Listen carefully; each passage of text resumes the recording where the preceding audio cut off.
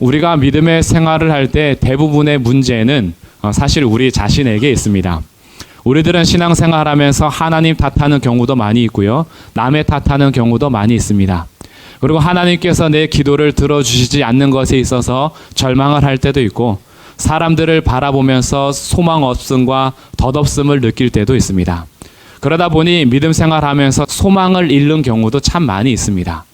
그리고 내가 이렇게 된 것은 다 누구 탓이야? 하나님 탓이야? 남편 탓이야? 아내 탓이야? 조상 탓이야? 친구 탓이야? 아들 탓이고 딸 탓이고, 그렇게 하면서 우리들이 서로에 대해서 탓하는 경우가 많이 있으나, 그러나 하나님과 나와의 관계 속에서 주님께서 구원하신 이 공동체를 이끌어감에 있어서 사실 하나님 편에서는 문제가 없습니다.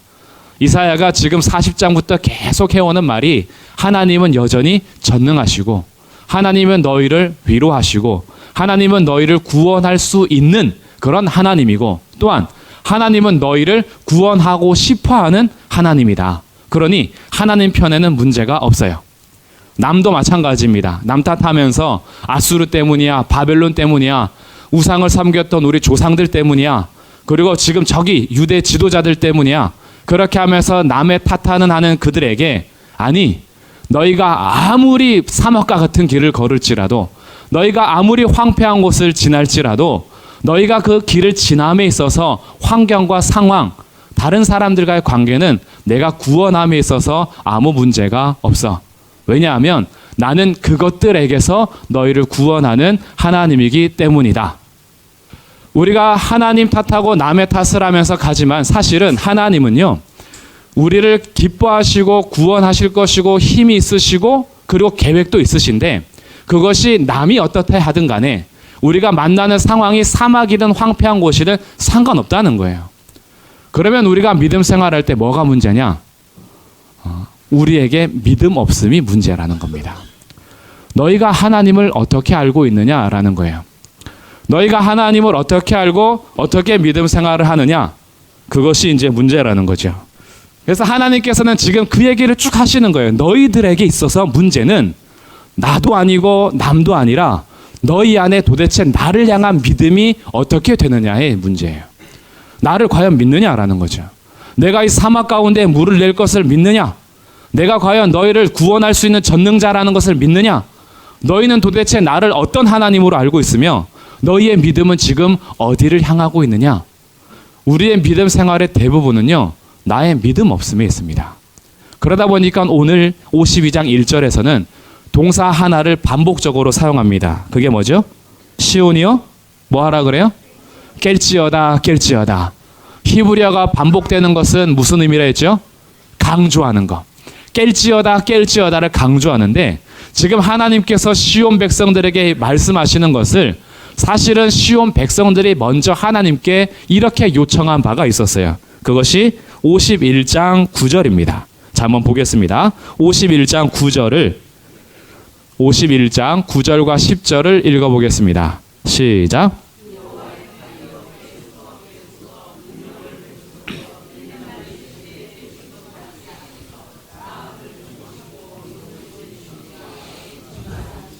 바다를 넓고 깊은 물을 말리시고 바다 깊은 곳에 길을 내어 구속받은 자들을 건너게 하시니가 어찌 주가 아니시니까. 9절에서 여호와의 팔이여 뭐 하라 그러죠? 깨소서, 깨소서 그래요. 하나님을 향하여서 일어나 주십시오. 하나님 일어나 주십시오. 하나님이 우리를 건너가게 하신 하나님 아닙니까? 하나님이 우리를 구원하신 하나님 아닙니까? 빨리 깨어나셔서 우리를 구원해 달라는 거예요. 그런데 하나님이 뭐라 하시냐면 51장 17절, 여호와의 손에서 그의 분노의 잔을 마신 예루살렘이여 깰지어다, 깰지어다. 그리고 오늘 본문 52장 1절에서 시온이여 깰지어다, 깰지어다. 하나님께서는 이렇게 말씀하시는 겁니다. 깨어나야 될 대상은 내가 아니라 예루살렘, 시온, 너가 깨어나야 된다라는 거예요. 하나님께서 오늘도 우리에게 동일하게 말씀하십니다. 우리가 기도하면서 하나님 응답해 주십시오. 하나님 역사해 주십시오. 하나님 깨어나십시오. 하나님 구원을 베풀어 주십시오. 하나님의 손이 짧아지지 않지 않습니까? 하나님이 전능하지 않습니까? 하나님 깨어나십시오 라고 요청하는 우리에게 하나님 오늘 말씀하시는 거예요. 나는 태초부터 지금까지 졸지도 않고 자지도 않고 언제나 나는 깨어 있었고 일어나 있었고 나는 일하고 있었어. 깨어나야 할 대상은 예루살렘, 시온, 내 백성 너희들이다라는 거예요. 그래서 하나님께서 선지자 이사야를 통해서 오늘 다시 한번 말하는 겁니다. 시온이여 깰지어다 깰지어다 일어나라는 거죠. 너희의 눈이 가려져 있었던 거다. 나는 여전히 너희 앞에 있었는데 너희의 믿음의 눈이 없음으로 인하여서 내가 자는 것처럼 보인 것이고 너희의 믿음의 눈이 떠지지 않으니 내가 일하는 것이 안 보이는 거야. 그러나 사실은 나는 여전히 일하고 있었다. 그러니 너희들이 깨어나라 합니다. 너희들이 깨어나라 그래요. 요즘에 하나님의 역사하심이 왜 안 느껴지시냐 하면 하나님이 일하지 않기 때문이 아니라 내가 잠들어 있기 때문입니다. 오늘 똑같은 한국에 살면서도요, 누군가는 하나님의 살아계심을 직접적으로 경험하면서 눈물 흘리고 기뻐하며 감사하며 지내는 성도들이 있어요. 우리 여기에도 있을 겁니다. 근데 나는 왜 여전히 하나님의 역사하심이 보이지 않고 나는 왜 하나님의 일하심이 느껴지지 않고 왜 눈앞에 하나님의 일하심이 보이지 않는가? 그것은 하나님이 일 안 하시기 때문이 아니라 우리가 잠자 있는 경우가 많습니다. 오늘 이사야의 요청처럼 우리의 영혼이 깨어나기를 주님의 이름으로 축복합니다. 시온이여 깰지어다 깰지어다 그래요. 근데 여기에 우리가요 때로는 좀 자격지심에 빠질 때가 있어요. 아유 내가 무슨 깨어나. 내가 무슨 하나님의 역사를 경험해. 내가 뭔 믿음이 좋은 사람이라고 내가 하나님의 역사하심과 일하심 속에 내가 있어. 아니, 내가 뭐라고 하나님 내 기도를 들어주셔 라고 스스로 자기 자신을 낮추면서 어떻게 보면은 하나님의 백성으로서의 자존감이 없는 분이 있을 수 있는데 오늘 깰지어다 라고 하신 말씀 이후에 1절은 이렇게 이어집니다. 예루살렘을 거룩한 성 예루살렘이여 내 아름다운 옷을 입으라 그래요. 예루살렘을 뭐라 부르냐 하면 거룩한 성이라 부르고요. 무슨 옷을 입으라 그래요? 아름다운 옷을 입으라 그래요. 예루살렘에게 말하기를 너가 지금 타락하고 더럽혀지고 죄투성이지만 하나님은 예루살렘을 뭐라 불러요? 거룩한 성이라 불러요. 하나님의 교회가 타락하지 않았었던 적이 별로 없거든요. 왜냐하면 여전히 죄인들이 모이는 곳이다 보니 우리 안에 부족한 것, 연약한 것, 더러운 것이 많이 나올 때가 있습니다. 그러나 하나님께서 교회를 부르실 때요 항상 이렇게 부르십니다. 거룩한 내 백성 이렇게 부르세요. 그것을 두 글자로 하면 성도다 그러죠. 성도. 고린도 교회 문제가 얼마나 많았습니까? 거기에는 음행이 있었죠. 분파가 갈라서 4개의 파가 갈라서 서로 싸우고 있죠. 그리고 그 안에는 서로 포도주 잔을 놓고 성찬의 앞에서 아주 하나님의 거룩한 예식에 참여하는 무리들이 아니라 자기의 욕심에 따라서 먹고 마시죠. 그 안에 온갖 우리가 오늘 말하면 저게 교회야? 라고 할 정도의 모습이 고린도 교회에 가득했어요. 은사는 많은데 사랑이 없어요. 안에서 막 자기 혼자 예언하고 방언하고 막 지혜가 나타나고 막 하는데 서로 사랑이 없어요. 그러니까 각각 자기 편 만들기에 바쁜 거죠. 그게 무슨 교회예요.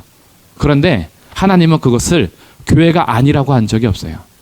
하나님의 거룩하심에 따라서 거룩함을 입은 고린도 교회요 이렇게 불러요. 하나님의 부르심을 따라 거룩함을 입은 성도들아 이렇게 부르죠. 하나님께서는 자기의 핏값으로 사신 교회를 향하여서 이렇게 인쳐주신 겁니다. 너는 나로 인하여서 거룩해진 백성이야 그래요. 이것이 우리가 확인해야 될 정체성이라는 겁니다.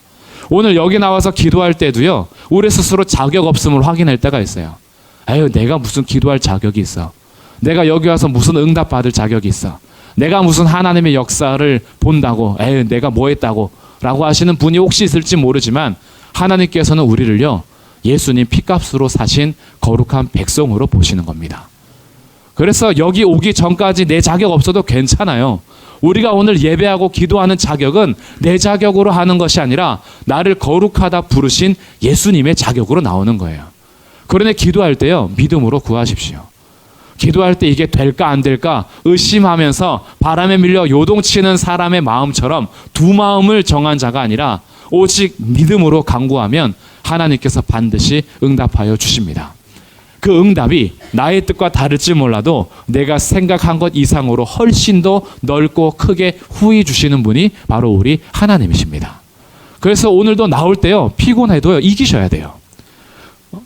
매 육체는 피곤할 수 있어요. 월요일부터 금요일 이 저녁까지 열심히 달려오셨습니다. 그렇다라고 해서 이 시간이 그냥 지나가는 시간이 되면 안 된다는 거죠. 왜냐하면 이 시간은 지금 영원하신 하나님이 내 기도를 영원한 세계로 올려주시는 시간입니다. 그래서 졸면서 기도하시더라도 분명하게 기도하시라는 거예요. 졸면서 말씀을 들으시더라도 믿음으로 들으시라는 거죠. 깨어나십시오. 하나님이 지금도 일하십니다. 그리고 지금 우리를 거룩한 성이라고 부르시는 거예요. 그리고 우리에게 아름다운 옷을 입혀주셨습니다. 아름다운 옷. 세상에서 누추한 옷을 입혀주면서 겨우 건져주신 것이 아니라 하나님께서 새하늘과 새 땅에 옷을 입혀주시는데 그 옷은 예수로 옷 입은 자들이라 우리를 부르신 겁니다. 세상의 그 어떤 것으로도 채울 수 없는 그런 옷으로 우리를 입혀주신 거예요. 그러니까 일어날 자격이 있습니다. 깨어나십시오. 깨어나는 영혼들에게 하나님의 역사하심이 들릴 것이고 보일 것입니다.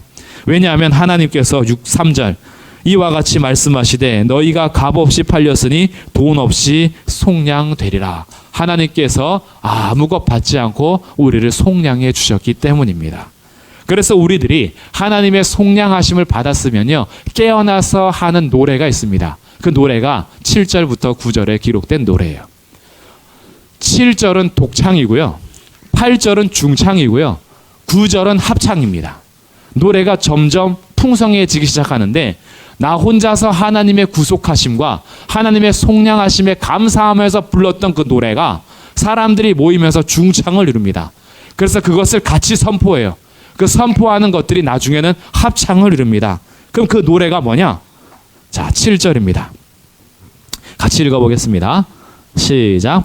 좋은 소식을 전하며 평화를 공포하며 복된 소식을 가져오며 구원을 공포하며 시온을 향하여 이르기를 내 하나님이 통치하신다 하는 자의 산을 넘는 발이 어찌 그리 아름다운가.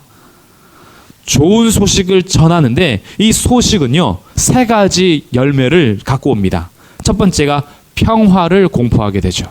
그 좋은 소식이 전해지는 곳에는 평화가 선포됩니다. 두 번째, 복된 좋은 소식, 이것은 선한 소식이에요. 선한 소식들이 전파됩니다. 세 번째, 뭐가 또 공포되죠? 구원이 공포됩니다. 하나님께서 주시는 속량하시는 이 놀라운 소식, 하나님의 백성들을 부르셔서 거룩하다라고 하는 소식, 아름다운 옷을 입혀주셔서 깨어나라라고 하는 이 소식을 전하는 그곳에는요, 이 좋은 소식이 두 글자로 말하면 복음이죠. 복음. 이 복음이 전해지는 곳에는 세 가지 결과가 나타나는데 먼저는 평화로움이 진행이 됩니다. 하나님의 복음이 있는 곳에는 진정한 평화가 있어요. 예수 그리스도의 복음이 전해지는 곳에는 정말로 평화가 나타납니다. 그리고 이 평화 속에는 두 번째, 선한 열매들이 나타나기 시작해요. 하나님께서 주시는 지혜는요, 아래서부터 땅에서부터 나는 것이 아니기 때문에 이것이 나쁜 열매를 맺는 것이 아니라 하나님께서부터 오는 좋은 소식은 선한 열매를 맺습니다. 그래서 첫째는 성결하고요. 그리고 그 성결함이 사람들과는 온선함과 친절함을 베풀면서 그 지혜가 얼마나 아름다운지 서로가 하나님의 선하심을 찬양하는 결과들을 나타냅니다. 그 세 번째가 평화와 선함만 있는 것이 아니라 구원의 소식이 그들 가운데 전해지는 거죠. 그래서 그들을 향하여서 이렇게 선포가 되는 겁니다. 내 하나님이 통치하신다라는 겁니다. 복음이 전해지는 곳에는 하나님의 통치하심이 있다라고 선포해요. 이 하나님의 통치하심이 하나님의 나라가 임하는 겁니다. 하나님이 왕 되셔서 임하시는 거예요. 하나님이 왕 되셔서 오늘 나를 다스려 주는 겁니다. 세상의 종로로 타는 것이 아니고 죄에게 종로로 타는 것이 아니라 선하시고 평화로우시며 소망의 하나님이 나의 왕이 되셔서 오늘 나를 통치해 주시는 거예요. 그래서 오늘 주의 말씀을 듣기 전까지 내 마음이 미움으로 가득하고 시기로 가득하고 온갖 담지 못할 나쁜 어두운 마음으로 가득했다면 오늘 복음이 들려지는 곳에 하나님의 통치하심이 있으면 나의 미움과 시기와 나눠지는 마음에 하나님의 평화와 선하심과 구원하심이 다시 선포가 되는 겁니다. 하나님의 통치하심이죠. 하나님의 통치를 가정이 받는 겁니다. 하나님의 나라가 가정에 임하니까 서로가 물고 뜯고 이해하지 못하고 오해하고 서로 상처 주는 가정이 하나님의 복음이 전파되면서 그 가정이 용서하고 이해하고 덮어주고 안아주고 손잡아주는 가정으로 하나님이 다스리신다라는 거예요. 하나님의 통치가 있는 겁니다. 하나님의 백성들이 모이는 교회가 서로 믿지 못하고 상처 주고 서로 말 때문에 상처받고 또한 서로 행동 때문에 상처받고 그러면서 서로가 이해하지 못하던 그런 삶 속에서 하나님이 통치하시면 교회가요, 우리의 사상을 뛰어넘고 나의 정치적인 색깔을 뛰어넘고 내가 자라온 윤리의식을 뛰어넘어 예수 그리스도 안에서 온전히 하나님의 통치를 받게 됩니다. 이것이 하나님께서 통치하시는 복음의 소식이죠. 그러니 이들의 발이 어찌 그리 아름다운가 그래요. 하나님이 통치하신다 하는 자의 산을 넘는 발이 어찌 그리 아름다운가. 복음을 전할 때는요, 하나님께서 그 복음을 전하는 자들의 발이요, 산을 넘게 하는 거예요. 그 산을 넘는다라는 것은 평지만 가는 것이 아니라 복음을 전하는 그 길이 험하다라는 거죠. 그렇죠.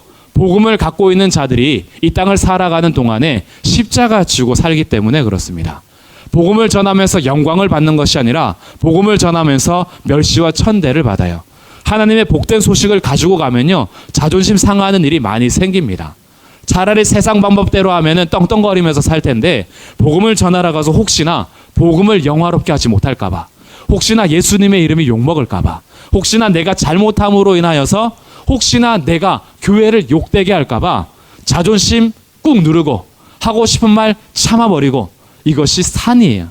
그런데 이들이 왜 이렇게 사냐 봤더니, 왜 십자가 지면서 사나 봤더니 복음을 전하기 위해서 그렇게 산 거죠. 이 산을 넘는 자들의 발이 얼마나 아름답습니까? 발에다가 네일 아트에서 아름다운 게 아니라 이들이 십자가 지고 가는 그 발이요, 퉁퉁 부어 있는데 그 발이 그렇게 아름다울 수가 없는 겁니다. 발레리나의 발이 아름답고 피겨를 하는 그 선수들의 발이 아름답고 축구 선수들의 발이 울퉁불퉁 다 터져도 아름다운 것처럼 복음을 전하는 자들의 발이 온갖 사람들의 세상의 조롱과 멸시로 상처투성이라도 복음을 전하러 가는 산을 넘는 자들의 발이 그렇게도 아름다운 겁니다. 왜냐하면 그 발이 산을 넘어가면 평화가 있고 선함이 있고 구원이 베풀어지기 때문입니다. 이런 아름다운 발이 되시기를 주님의 이름으로 축복합니다. 그것이 오늘 우리의 발이 되어야 한다라는 거죠. 그래서 그가 혼자서 독창했는데 이 독창이요, 8절에서는 중창으로 합쳐집니다. 이 중창은 8절, 내 파수꾼들의 소리로다. 이 파수꾼은 지금 복음을 전하러 가는 자들이죠. 근데 이 자들이 한 명, 두 명 모이는 거예요. 그래서 복수 형태로 그들이 소리 높여 이럽니다. 그들이 소리를 높여 일제히 노래합니다. 이제는 복음을 전하는 자들이요, 한 명, 두 명 모이는 거예요. 이 한 명, 두 명 모이는 게 누굴까요? 교회인 겁니다. 교회. 교회들의 노래는 중창이 되는 거예요. 같이 복음을 전하면서 함께 노래하게 됩니다. 세상에서는 조롱을 당하고 세상에서는 바보 취급을 당했는데 교회에 와서 서로 위로가 되는 거예요. 아, 집사님도 그렇게 되셨어요. 문전박대 당하셨군요. 아, 권사님도 오늘 복음 전하다가 사람들이 째려봤나요? 오늘도 복음 전하는 그 길이 험하셨나요? 나도 그랬는데. 아, 그러면 손 붙잡아주면 어떻게 돼요? 손 붙잡아주면 위로가 되는 거예요. 같이 노래하게 됩니다. 아, 오늘도 복음을 전하는 그 산이 너무나 험했어요. 태산을 넘어 험곡에 가고 또 태산을 넘어 또 험곡에 가고 산을 넘어서 계속해서 발은 퉁퉁 붓는데 우리가 없었다면 어떻게 버티겠어요? 일주일 동안 그렇게 고되게 살아도 함께 모여서 기도하면 새 힘이 다시 생기는 거죠. 나만 그렇게 사는 것이 아니라 우리가 같이 달려가고 있으니까 서로 위로가 되는 겁니다. 그래서 서로 노래하는 거예요. 그러면서 8절, 이들이 소리를 높여서 일제히 노래하니, 왜냐하면 여호와께서 시온으로 돌아오실 때에 그들의 눈이 마주 보리로다. 하나님의 시선과 나의 시선이 마주 볼 뿐 아니라 우리의 서로의 시선이 같이 한 곳을 바라보면서 서로 노래하고 위로가 되는 거예요. 교회는 여기에 하나됨이 있습니다. 교회의 하나됨은요, 유니폼을 맞춰 입어서 되는 것 아닙니다. 교회의 하나됨은요, 머리 색깔 통일한다고 되는 게 아니에요. 교회의 하나됨은요, 복음 안에서 같이 살 때 하나가 되는 거예요. 복음 안에서 같이 살면 시선이 하나님과 눈 마주치게 되어 있어요. 복음으로 살지 않으면요, 우리 시선이 흐트러집니다. 세상이 자꾸 부러워져요. 세상 속에서 사는 것들이 자꾸 눈으로 들어오기 시작해요. 근데 복음을 전하는 자들, 복음 안에 사는 자들은요, 서로 위로가 됩니다. 그래서 복음 안에 붙어 있으면 누가 멋져 보이냐 하면 기도하는 사람이 그렇게 멋있을 수가 없어요. 기도할 때 눈물 콧물 흘리는 게요, 세상에서 이렇게 보면 되게 지저분하거든요. 아, 무슨 기도를 콧물 줄줄 흘리면서 뭐 또 오늘 뭐 기도한다고 눈물 찔찔 짜면서. 근데 함께 믿음의 생활을 하는 자들에게 기도하는 모습은 그렇게도 아름다울 수가 없어요. 제 초등학교 4학년 때 첫사랑, 기도하는 모습이 그렇게 예뻐서 제가 그 마음이 쑥 뺏겨가지고 그때는 제가요, 믿음이 좋았던 거죠. 근데 청소년 되고 청년 되니까, 청소년기 특히 기도하는 여자들이 예뻐 보이는 게 아니라 밖에서 담배 피는 여자들이 그렇게 매력적일 수가 없어. 야, 쟤는 정말 멋지다. 세상을 역행하면서 살아. 막 선생님이 막 말하는데 막 반항해. 와, 쟤 진짜 멋진 애다. 이게 뭐예요? 세상의 마음이 뺏겨버리니까 세상이 부러운 거예요. 세상이 예뻐 보이는 거죠. 오늘 내 눈을 보십시오. 예배에 참석한 남자가 멋져 보입니까? 밖에서 지금 아주 힘을 가지고 재력을 가지고 사는 사람들이 더 멋져 보입니까? 교회에서 눈물 흘리면서 자기의 약함을 고백하는 여성이 아름다워 보입니까? 밖에서 멋진 옷 입고 헤어스타일과 온 몸에 모든 것을 가꾸면서 밖에서 귀걸이, 반지, 목걸이 하고 다니는 여자들이 아름다워 보이십니까? 누가 아름다워 보이냐에 따라서 내 상태를 아는 거예요. 남의 탓하는 거 아닙니다. 내가 지금 믿음의 사람들이 아름다워 보이면 같이 잘 가고 있는 겁니다. 근데 내가 세상이 부러워지기 시작하고 세상에 멋져 보이면 내 마음이 이미 세상으로 가 있기 때문에 그런 거예요.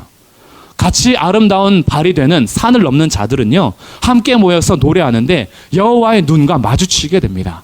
서로를 바라보니 같이 믿음 생활하는 것이 그렇게 좋을 수가 없어요. 그러니 오늘 함께 기도하러 나오신 분들이 얼마나 멋쟁이고 얼마나 예쁜입니까? 한번 옆 사람 바라보세요. 지금 그 모습이 천사처럼 보이면 나 잘 가고 있는 거야. 근데 딱 쳐다봤는데, 야, 니도 할 일 없어서 교회 왔구나. 이렇게 보이시면 이게 지금 마음이 뺏기고 있는 거예요. 네. 그래서 우리 이렇게 격려하시겠습니다. 아름다우십니다. 네, 정말 아름다운 거예요. 이게 교회의 중창입니다. 교회의 중창은요, 밖에서 세상의 권력을 얻어서 박수 쳐주는 게 아니에요. 교회의 중창은 함께 모일 때 하나님만 같이 바라보고 복음의 발이 되는 것이 교회의 중창인 거예요. 그러니 모이는 우리들의 발걸음은 아름다운 겁니다. 그리고 이 중창은 교회 안에서의 중창으로 끝나지 않습니다. 9절 합창으로 바뀔 거예요. 자, 9절 말씀 같이 읽어보겠습니다. 시작. 너 예루살렘의 황폐한 곳들아, 기쁜 소리를 내어 함께 노래할지어다. 이는 여호와께서 그의 백성을 위로하셨고 예루살렘을 구속하셨음이라. 아멘. 너 예루살렘의 황폐한 곳들아. 이 황폐한 곳은요, 지금 다 무너진 것이잖아요. 예루살렘의 무너진 곳들이요, 다시 함께 노래하게 될 거예요. 무슨 의미냐? 우리가 기도할 때 모였던 성도들, 예배 드릴 때마다 모이는 성도들은 지금 같이 시선을 향하여서 함께 중창하고 있어요. 근데 함께 믿음의 생활은 하지만 예배를 즐거워하지 못하는 황폐한 성도들이 있습니다. 함께 하나님을 노래하는 것이 너무나 어색하신 분들이 있어요. 그리고 분명히 하나님께서는 예루살렘으로 불렀음에도 불구하고 아직 눈을 뜨지 못하고 깨어나지 않은 상태에서 잠자는 영혼들이 있습니다. 근데 이 영혼들을 황폐한 곳들이라고 보는데, 이 황폐한 곳들이 어떻게 하냐 하면 기쁜 소리를 내어 함께 노래할 것입니다. 왜냐하면 하나님께서 다시 재건하실 것이기 때문입니다. 그래서 교회를 볼 때요, 아유, 우리는 기도하는 사람들이 이제 다 늙었어. 이제 기도하는 사람들이 점점 줄어들어. 뭐 보니까 뭐 빈자리만 점점 많이 생겨. 우리 젊은 사람들은 언제쯤 기도하러 올까? 라고 우리의 현실을 보면 소망이 없잖아요. 그래서 에휴, 됐어, 교회는 이제 끝났어, 소망 없어 라고 하는 건 뭘 못 보는 거예요? 다시 재건하실 하나님을 못 보는 거예요. 하나님께서는요, 자기가 부른 백성들을 가만히 두지 않으실 겁니다. 황폐한 자들을 재건하실 겁니다. 같이 노래하게 하실 거예요. 내 젊은 시절 생각해 보세요. 나는 언제부터 그렇게 기도를 열심히 했다고? 나는 언제부터 그렇게 신앙생활 아주 반듯하게 했다고요? 아니잖아요. 우리도 하나님께서 콕 잡아서 앉혀놓으니까 어쩔 수가 없잖아요. 하나님께서 자기 백성들을 콕 잡아서 앉혀 놓으실 겁니다. 그러니까 우리들이 바라보는 건요, 지금 눈앞에 있는 이것이 아니에요. 교회를 이끌어 가시는 하나님을 보는 겁니다. 그러니 황폐한 자들도 어떻게 해요? 합창할 날이 올 것입니다. 왜냐하면 9절 끝에 여호와께서 그의 백성을 위로하셨고 예루살렘을 구속하셨기 때문이다. 하나님께서 하시는데 어찌 이것이 합창이 안 되겠어요? 하나님께서는 자기 백성들이 다 같이 노래하게 할 것입니다. 이 합창을 우리는 듣게 될 거예요. 나중에 구원받은 수많은 사람들, 셀 수 없는 흰옷 입은 무리들, 14만 4천 명뿐만이 아니라 큰 흰옷 입은 큰 셀 수 없는 무리들이 하나님을 다 같이 찬양하게 될 거예요. 그 찬양에 오늘 우리들과 여기 속한 우리 교회 성도들도 포함되어 있다라는 사실. 그래서 저 천국에서 모두가 같이 합창할 날이 있다라는 사실. 지금 내 눈으로 볼 때에는 다들 아무것도 아닌 것 같고 너무나 믿음이 불안한 것 같고 그리고 지금 다 뒤로 처질 것 같아도 하나님께서 구속하셨고 하나님께서 재건하실 것이며 하나님께서 부르셨기 때문에 그 모든 백성은 다 같이 하나님의 나라 새하늘 새 땅에서 합창할 날이 올 것입니다. 그러니 교회는 내 눈으로 보면서 평가하는 곳이 아니라 내가 있는 자리에서 기도하는 곳입니다. 내가 내 눈을 보면서 소망이 있거나 없거나 아니면 미래를 내가 점치면서 고개를 흔드는 곳이 교회가 아니라 교회는 함께 모이면 모인 사람끼리 예배하는 곳이에요. 그러니까 우리들은 예배하고 기도하고 우리의 소망을 하나님께 두면서 지금 내가 할 노래를 하는 겁니다. 혼자서 노래하는 것 같았는데 함께 모여보니 중창이 되고 우리의 중창은 곧 오실 주님과 함께 합창하는 날이 있을 겁니다. 그 소망을 잃지 마십시오. 우리의 문제는 하나님의 역사하시지 않는 것이 아니고 남의 탓이 아니라 우리의 문제는 이 하나님을 보지 않는 우리의 믿음 없음입니다. 그러니까 오늘 다시 하나님의 소리를 들으시고 깨어나십시오. 예루살렘아 깰지어다 깰지어다 시온이여 깰지어다 깰지어다. 오늘 내 영혼이 깨어나면 이 믿음으로 하나님의 역사하심을 보게 될 것입니다. 그것을 함께 보시고 소망을 놓지 마시고 소망의 하나님 앞에 기도하시고 예배하시면서 주님 앞에서 세워져 가기를 주님의 이름으로 축복합니다. 끝날 것 같지만 하나 남았어요. 11절 이 하나를 더 봐야 됩니다. 자, 그러면 깨어나서 하나님 앞에 예배하고 기도하는 백성들이 하나 더 해야 할 것이 있습니다. 그 두 가지 지금 강조하는 거의 뭐죠? 11절 떠날지어다 떠날지어다 이게 이제 마무리예요. 하나님의 백성들이 그럼 어떻게 해야 되느냐? 거룩함을 입은 백성들이 하나님께만 소망을 두면서 합창하면 그날을 기대하면서 내가 독창하고 중창하는 그들은 이 세상의 부정한 것에서 떠나야 하는 거예요. 세상에 속하여서 죄된 세상을 그리워하는 것이 아니라 그 부정한 것에서 떠나고 11절 끝에 스스로 정결하게 할지어다. 이게 주님 오실 그날까지 우리가 걸어가야 할 길입니다. 하나님께서 거룩하게 하셨으니 세상 부러워하면서 세상에 한 발 주님께 한 발 두면서 양다리를 걸쳐서 세상 앞에 그 앞에서도 순종하고 하나님 앞에 나와서는 또 하나님 앞에서도 순종하는 것이 아니라 부정한 것을 만지지 말고 떠나 스스로 정결하게 하는 삶. 이것이 주님 오실 때까지 믿음의 교회가 걸어가야 할 삶입니다. 걱정하지 마십시오. 세상이 아무리 크게 보여도 12절 앞에서 행하시며 뒤에서 호위하실 것입니다. 하나님께서 앞서 행하시며 뒤에서 든든하게 호위해 주실 거예요. 그러니까 정결함을 지키시고 믿음을 지키십시오. 세상의 소리에 너무 귀를 기울이지 마세요. 세상의 소리는요, 우리의 마음을 자꾸 타락하게 만듭니다. 우리들이 자꾸 정직하게 못하게 만들어요. 세상은 자꾸 우리들의 쾌락을 박수쳐줘요. 우리들이 하나님의 말씀을 어기는 것을 박수쳐줘요. 그것이 멋져 보이고 그것이 영웅 같아 보여요. 그러나 그렇지 않습니다. 그것은 우리의 영혼 육이 망하는 거예요. 세상에서는 너의 정욕을 정욕대로 쓰는 것을 자유롭다라고 하지만 하나님께서는 그것이 멸망받을 죄라고 하는 겁니다. 그래서 그 부정한 것으로부터 떠나서 믿음의 삶으로 정결하게 사는 것, 세상에서 바보처럼 보여도 결국은 합창하는 그날에 하나님께서 자기 백성을 위로해 주실 것이고 오늘을 살아가는 백성들에게 앞서 행하시고 뒤에서 호위하여 주실 것입니다. 이 하나님이 내 힘 되시고 생명 되시니 오늘도 이 시간 하나님 바라보면서 하나님께 향한 믿음을 드시고 나의 삶을 하나님께 맡겨 정결하고 정직하게 깨어나 악을 떠나는 복된 성도 우리 교회가 되기를 주님의 이름으로 축복합니다. 종려주일은 예수님께서 십자가에서 죽으시기 위해서 마지막 예루살렘에 입성할 때 그 예루살렘 성 안에 있는 무리들이 종려나무 가지를 펴고 그리고 자기 겉옷을 깔고 레드카펫을 깔아준 겁니다. 그렇게 해서 쭉 예수님을 맞이하면서 호산나 찬송했던 그 날이 종려주일입니다.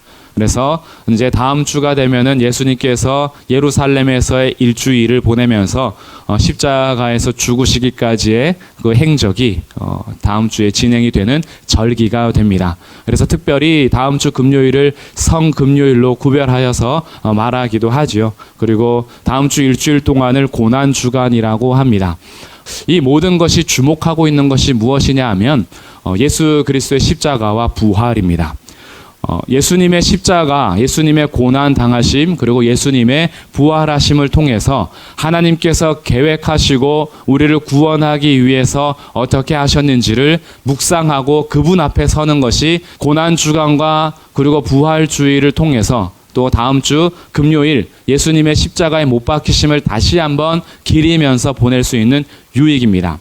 이런 절기들이 때로는 유익이 되기도 하지만 때로는 유익이 되지 못할 때도 있습니다. 유익이 되지 못할 때는 어떤 경우냐? 예수님의 십자가를 묵상하고 예수님의 십자가가 내 자랑이 되어야 하는데 예수님의 십자가를 묵상한다라는 것으로 내가 금식하는 것이 자랑이 되고 내가 기도하는 제단 쌓는 것이 자랑이 되고 내가 옳게 사려고 다른 사람과 구별하여 산다라는 내 행위가 자랑이 될 때가 있어요. 그렇게 될 때에는 목적을 빗나간 겁니다. 그래서 절기를 지킬 때는 굉장히 조심할 필요가 있고 우리가 하나님 앞에 금식할 때에도 어떻게 해요? 머리에 기름을 바르고 너희 금식하는 것은 은밀한 중에 계시는 하나님 앞에서 해라. 우리가 기도할 때에도 골방에 들어가서 은밀히 보시는 하늘에 계신 아버지께 해라. 왜냐? 사람들이 너를 칭찬함으로 하늘의 상급을 빼앗기는 거죠. 근데 이 하늘의 상급을 빼앗기는 게 문제가 아닙니다. 이런 일을 통해서 예수 그리스도만 영광을 받아야 되고 예수 그리스도만 자랑이 되어야 하는데 내가 자랑이 되기 때문에 하나님의 영광을 가려버리는 일까지 발생을 하게 됩니다. 그러다 보니까 중세 시대에는 절기들을 무척 많이 만들어냈습니다. 절기가요 한두 가지가 아닙니다. 1년 365일 동안에 절기 지키다 보면 1년이 후딱 가는데 그 절기마다 지켜야 하는 행위들이 얼마나 엄격했는지 절기를 지키지 못해서 정죄당하는 사람들이 정말 많았습니다. 그리고 교황과 사제들도 자신들도 제대로 지키지 못하는 것을 가지고 다른 사람들에게 짐을 지워주면서 우리를 구원하신 십자가가 자랑이 되는 것이 아니라 십자가 외에 나의 행동이 자랑될 때가 있습니다. 이것이 우리 성경에 보면 이것이 바로 할례파들입니다. 할례파는 자기 몸의 상징을 가지고 있으면서 그 할례 받은 표가 자랑이지 예수님이 자랑이 아니에요. 예수 그리스도의 십자가가 자기 몸의 흔적이 아니라 자기 몸의 할례식을 행한 그 표피 제거한 것이 자기 몸의 흔적입니다. 그래서 이방인들에게는 정죄를 했죠. 예수님 믿어도 할례 받지 않으면 소용이 없어. 너희들 할례를 받아야 돼. 내 몸에는 난지 8일 만에 할례 받은 상징이 있다. 예수님을 믿는 믿음보다는 자기가 지켜온 행동이 훨씬 더 자랑이 되는 겁니다. 그런데 우리가 오늘 이 십자가를 묵상하고 십자가를 자랑하고 예수 그리스도만 자랑해야 하는 이런 절기를 지내면서 과연 우리들이 예수 그리스도의 십자가를 어떻게 믿었는가라고 생각해 보면 이것이 왜 십자가만 자랑해야 되는지 더 정확하게 알게 됩니다. 오늘 저희가 읽은 이사야 52장 13절부터 53장까지의 말씀은 이사야가 노래하고 있는 종의 노래 네 번이 나타나는데 그 4번 중에서 4번째 노래입니다. 이사야가 노래하는 종이 있어요. 여호와의 종. 그는 누구인가? 그 여호와의 종에 대해서 이미 앞에서 3번의 노래를 불렀습니다. 그리고 지금 이 본문 통해서 4번째 노래를 하는 중이에요. 이것을 우리 잠깐 보고 오겠습니다. 먼저 42장입니다. 첫 번째 종의 노래예요. 우리가 앞에서 본문 다 했었습니다. 42장 1절부터 9절까지가 이사야에서 기록되어 있는 종의 노래 첫 번째입니다. 여기에서 종은 어떤 종이냐? 42장 1절 끝에 이방의 정의를 베푸는 종입니다. 그리고 그는 2절에서 상한 갈대를 꺾지 않고 꺼져가는 등불을 끄지 않는 종입니다. 그래서 여기에서의 종은 이방의 정의를 베풀되 상한 갈대나 꺼져가는 등불을 무시하지 않고 그것을 품어주는 정의를 베푸는 종이에요. 그럼 이제 두 번째 종의 노래를 찾아보겠습니다. 49장 1절입니다. 자, 네 번 중에서 두 번째 종의 노래 49장 1절부터 6절.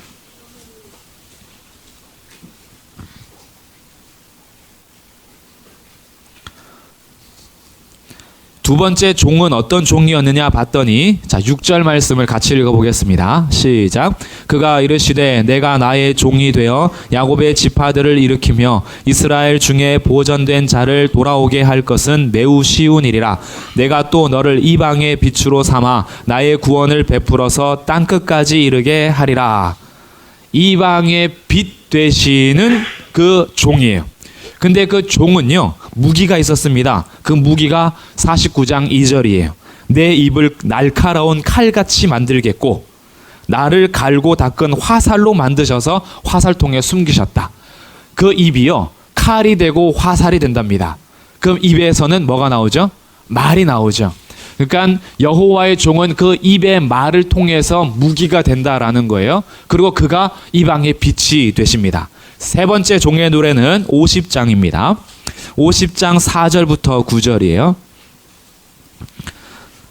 자, 50장 4절 말씀을 읽어보겠습니다. 시작. 주 여호와께서 학자들의 혀를 내게 주사 나로 곤고한 자를 말로 어떻게 도와줄 줄을 알게 하시고 아침마다 깨우치시되 나의 귀를 깨우치사 학자들 같이 알아듣게 하시도다.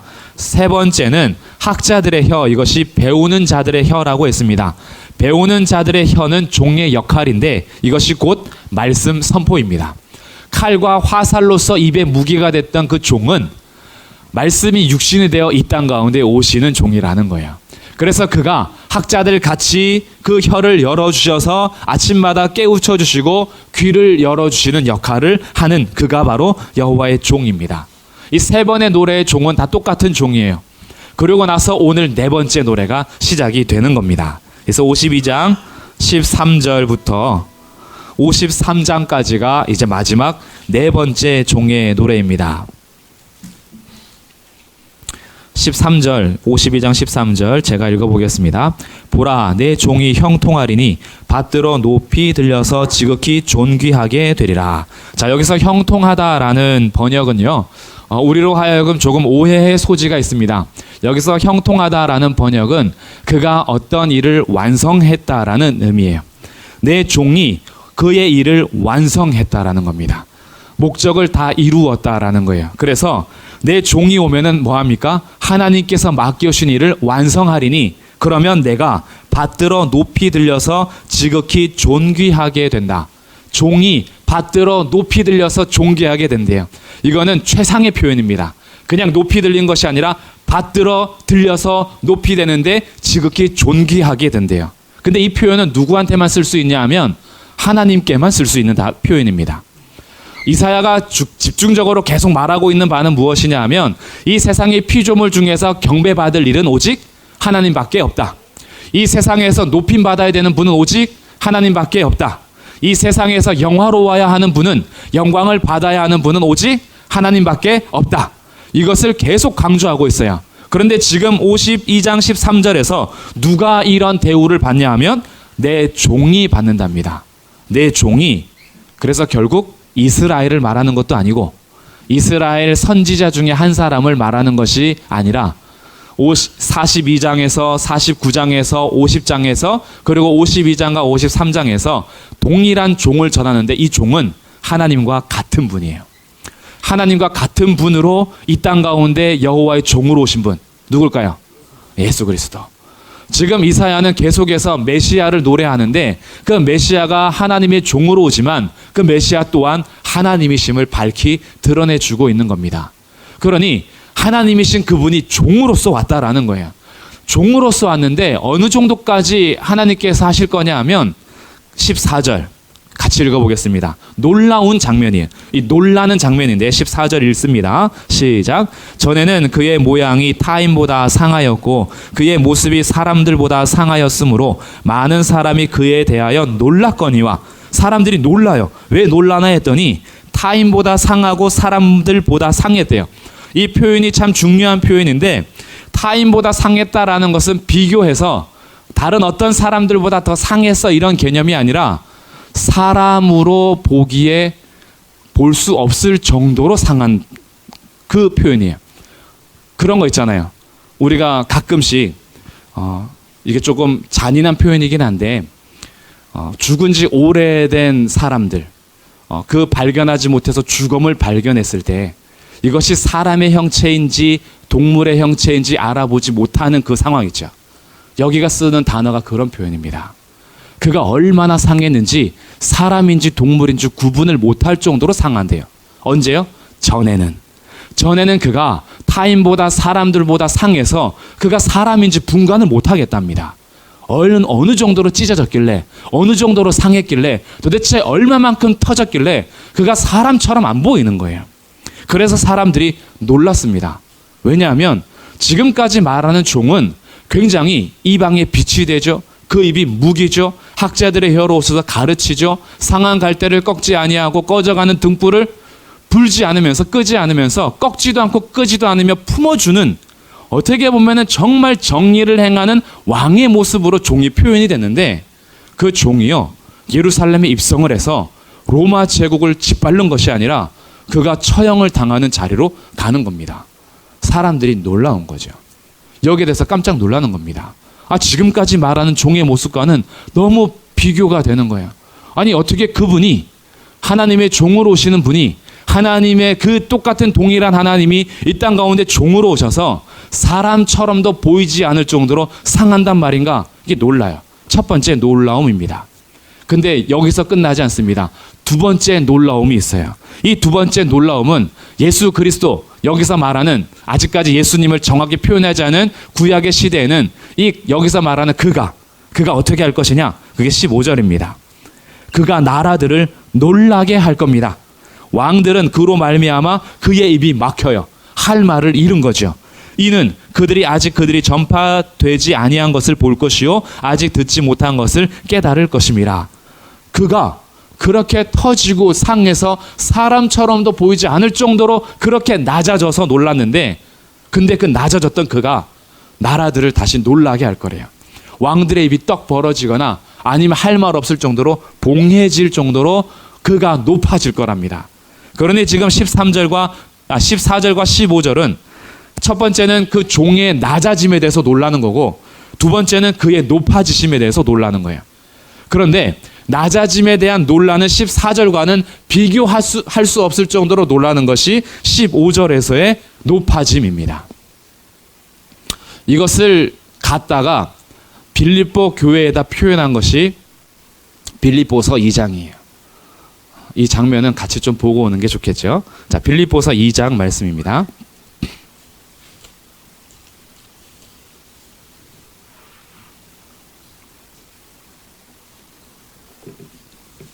신약성경 320쪽 빌립보서 2장 5절부터 11절까지입니다.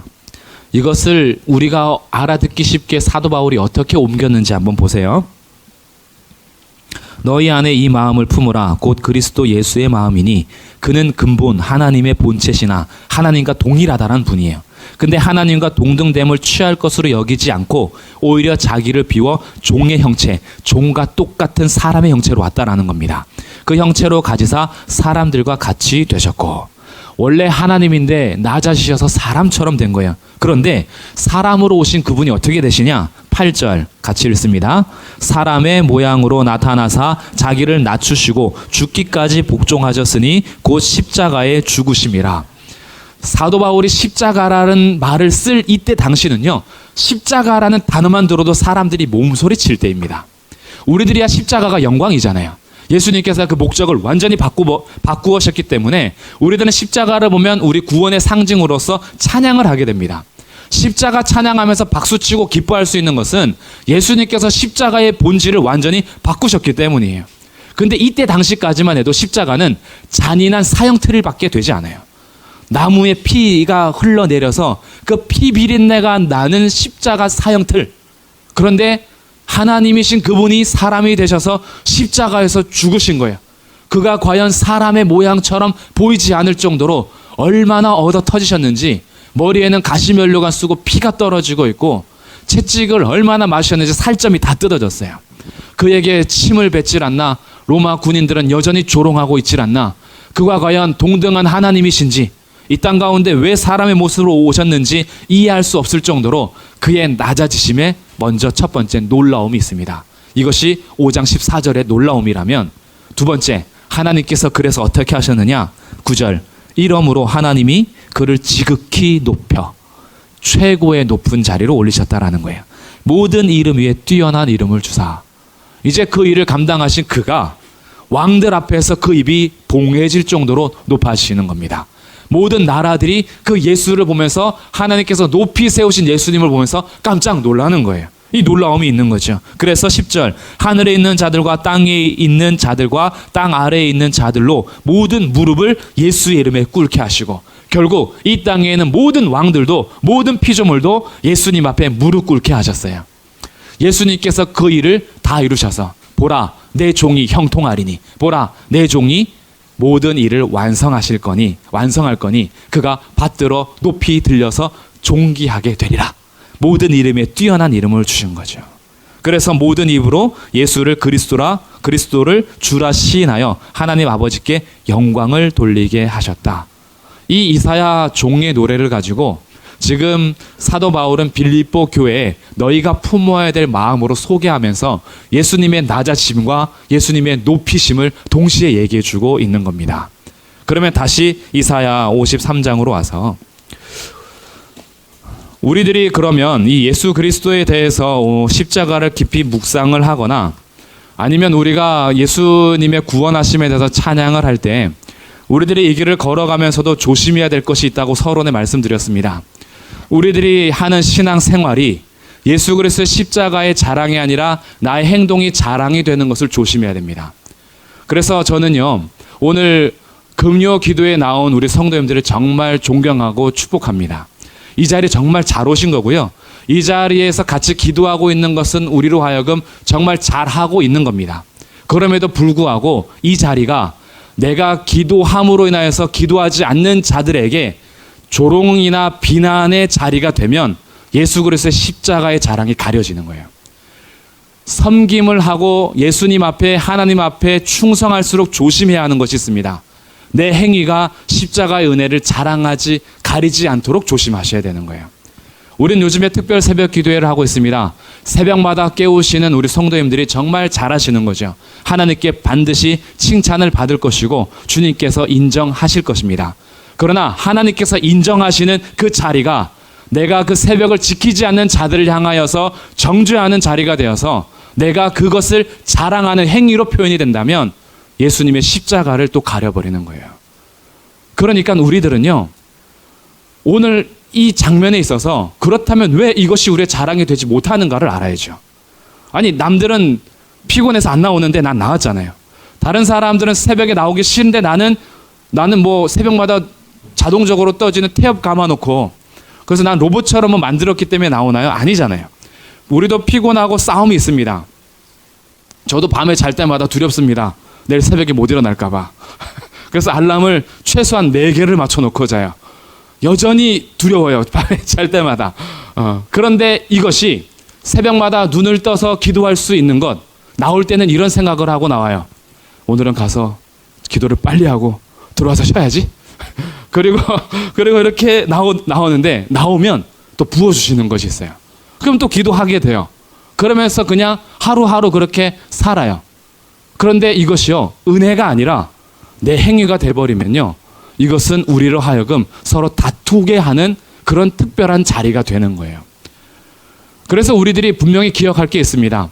그러면 이것이 왜 우리의 자랑이 되지 못하느냐? 이것이 53장 1절부터 나오는 장면을 통해서 알게 됩니다. 자, 53장 1절을 읽어보겠습니다. 시작. 우리가 전한 것을 누가 믿었느냐? 여호와의 팔이 누구에게 나타났느냐? 우리가 전한 것, 너희에게 들려진 것을 누가 믿을 수 있느냐? 이런 거예요. 과연 누가 믿었던가?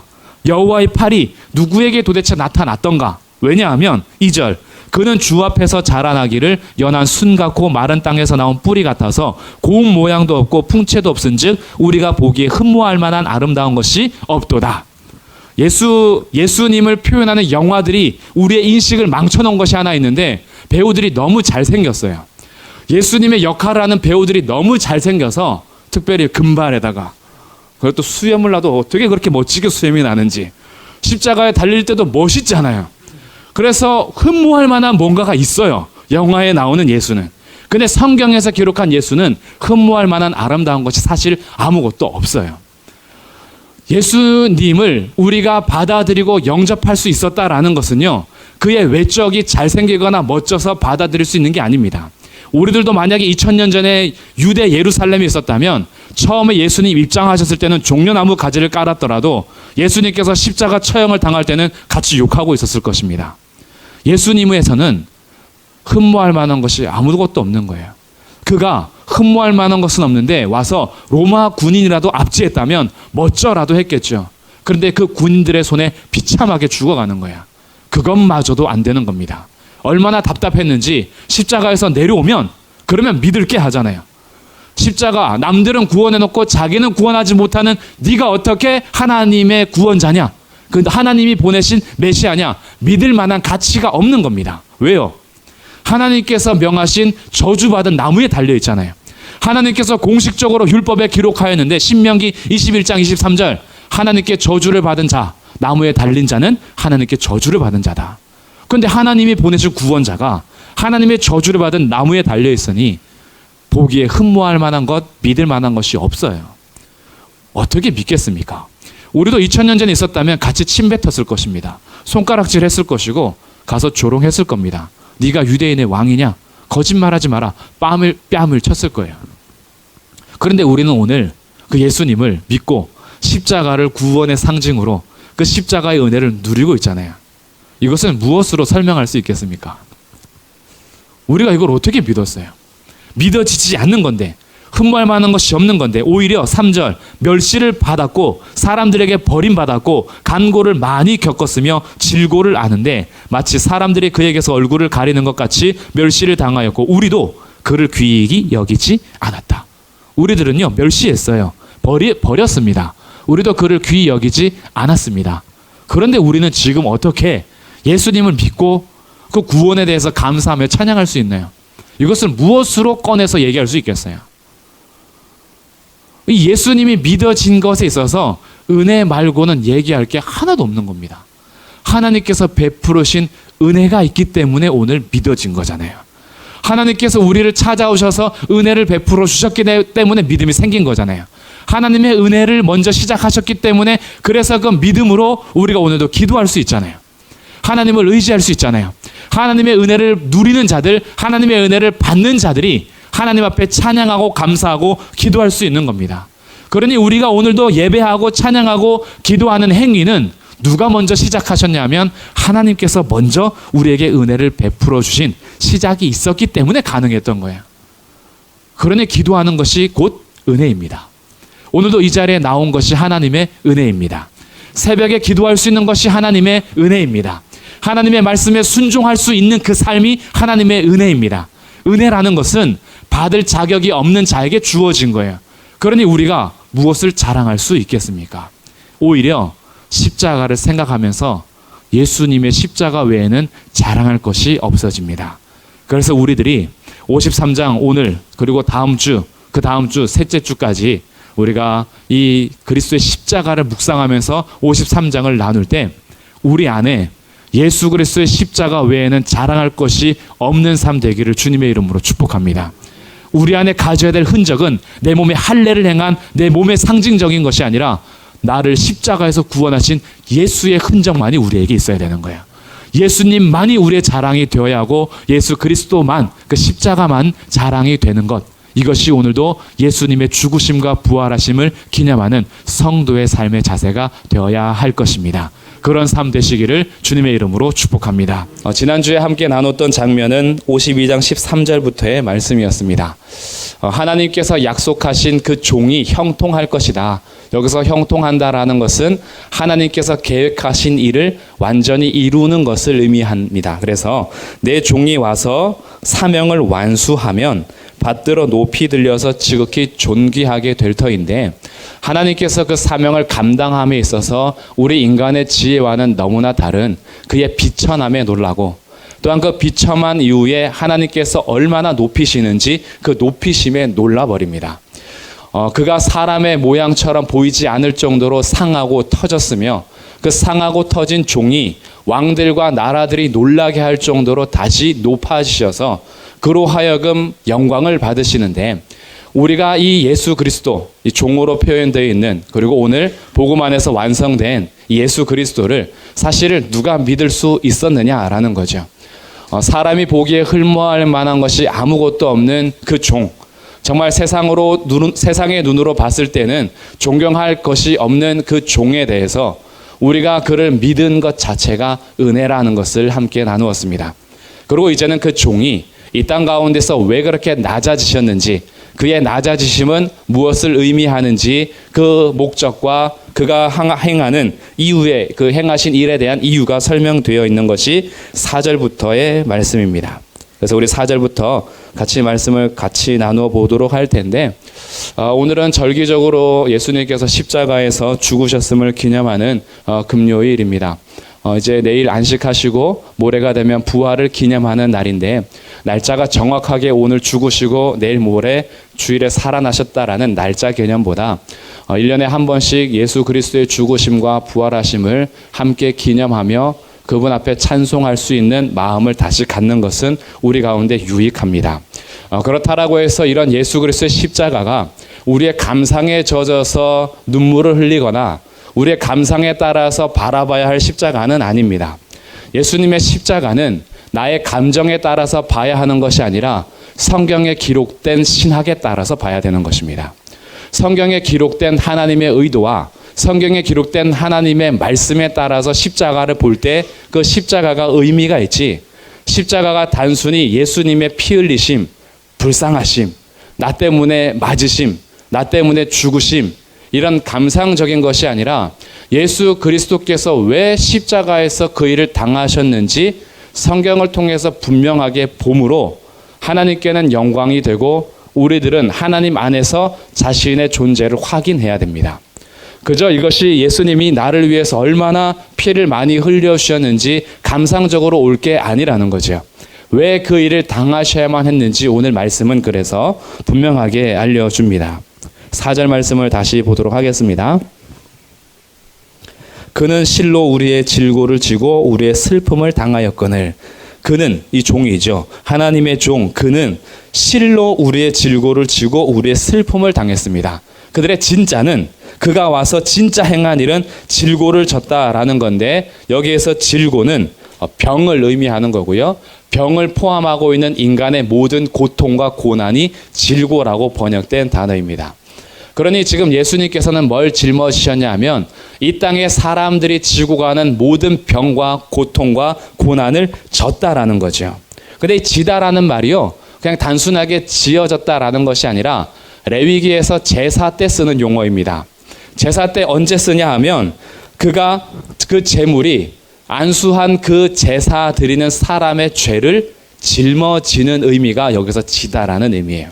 예수님이 뭘 지셨냐 하면 예수님이 제물이 되셔서 우리 인간이 당해야 되는 모든 병적인 고통과 고난을 제물처럼 지신 겁니다. 이것이 질고를 지고라는 의미이고, 우리의 슬픔을 당하였다라는 것인데, 우리가 이 땅 가운데에서 지내는 모든 슬픔과 고통을 당하셨대요. 이 당하시다라는 말도 다른 누군가의 짐을 지기 위해서 견디는 그 표현입니다. 다른 사람의 짐을 내가 대신 짐으로 견디는 그 삶, 이것이 당하다라는 표현이에요. 그러니까 예수님께서 우리가 이 땅에서 지고 당해야 될 모든 슬픔과 고통을 그가 대신 당하시고 계시는 거죠. 우리를 위해서 그것을 견디고 계시는 겁니다. 그것이 진짜인데 우리는 어떻게 생각했냐 하면 4절 두 번째 줄에 우리는 생각하기를 그는 징벌을 받아 하나님께 맞으며 고난을 당한다 하였다. 그는 당연히 벌을 받아야 하고 그는 당연히 맞아야 된다. 특히 맞다라는 표현은 레위기에서 또 나오는 연관된 단어인데 나병과 연관된 단어입니다. 그러니까 그는 나병에 걸린 자처럼 하나님께 분리가 되어야 되고 하나님의 전에 나올 수 없으며 하나님께 징벌을 받아서 저주를 받아 마땅한 자의 삶을 그 자신의 죄 때문이라고 생각한 거예요. 그가 당연히 받아야 될 벌을 받는다라고 생각했다라는 겁니다. 고난을 당하는 것도 예수님이 당하신 괴로움, 그리고 그가 당해야 되는 모든 고통들, 그리고 더럽혀짐, 나무에 달린 자마다 하나님께 저주를 당한 자로서 나병에 당하여서 영적으로 끊어질 뿐 아니라 육체적으로도 더러워진 어떤 의미를 담고 있어서 그가 이 땅에 오셔서 그렇게 상하고 죽는 이유는 자신의 죄 때문이라고 여겼던 거죠. 사실은 그게 아닌데, 사실은 우리의 질고를 지고 우리의 슬픔을 당하기 위해서 그 십자가를 지신 건데 우리는 생각하기를 그는 마땅히 죽을 죄를 져서 그랬다라고 생각했다라는 거예요. 5절에서 반전이 이루어집니다. 5절 앞에 번역되어 있지 않은 접속사가 하나 있는데 그것이 그러나입니다. 그러나 그가 찔린 이유는 우리의 허물 때문이고 그가 상한 이유는 우리의 죄악 때문이다라는 거예요. 우리의 허물과 죄 때문에 찔렸고 상했다라는 겁니다.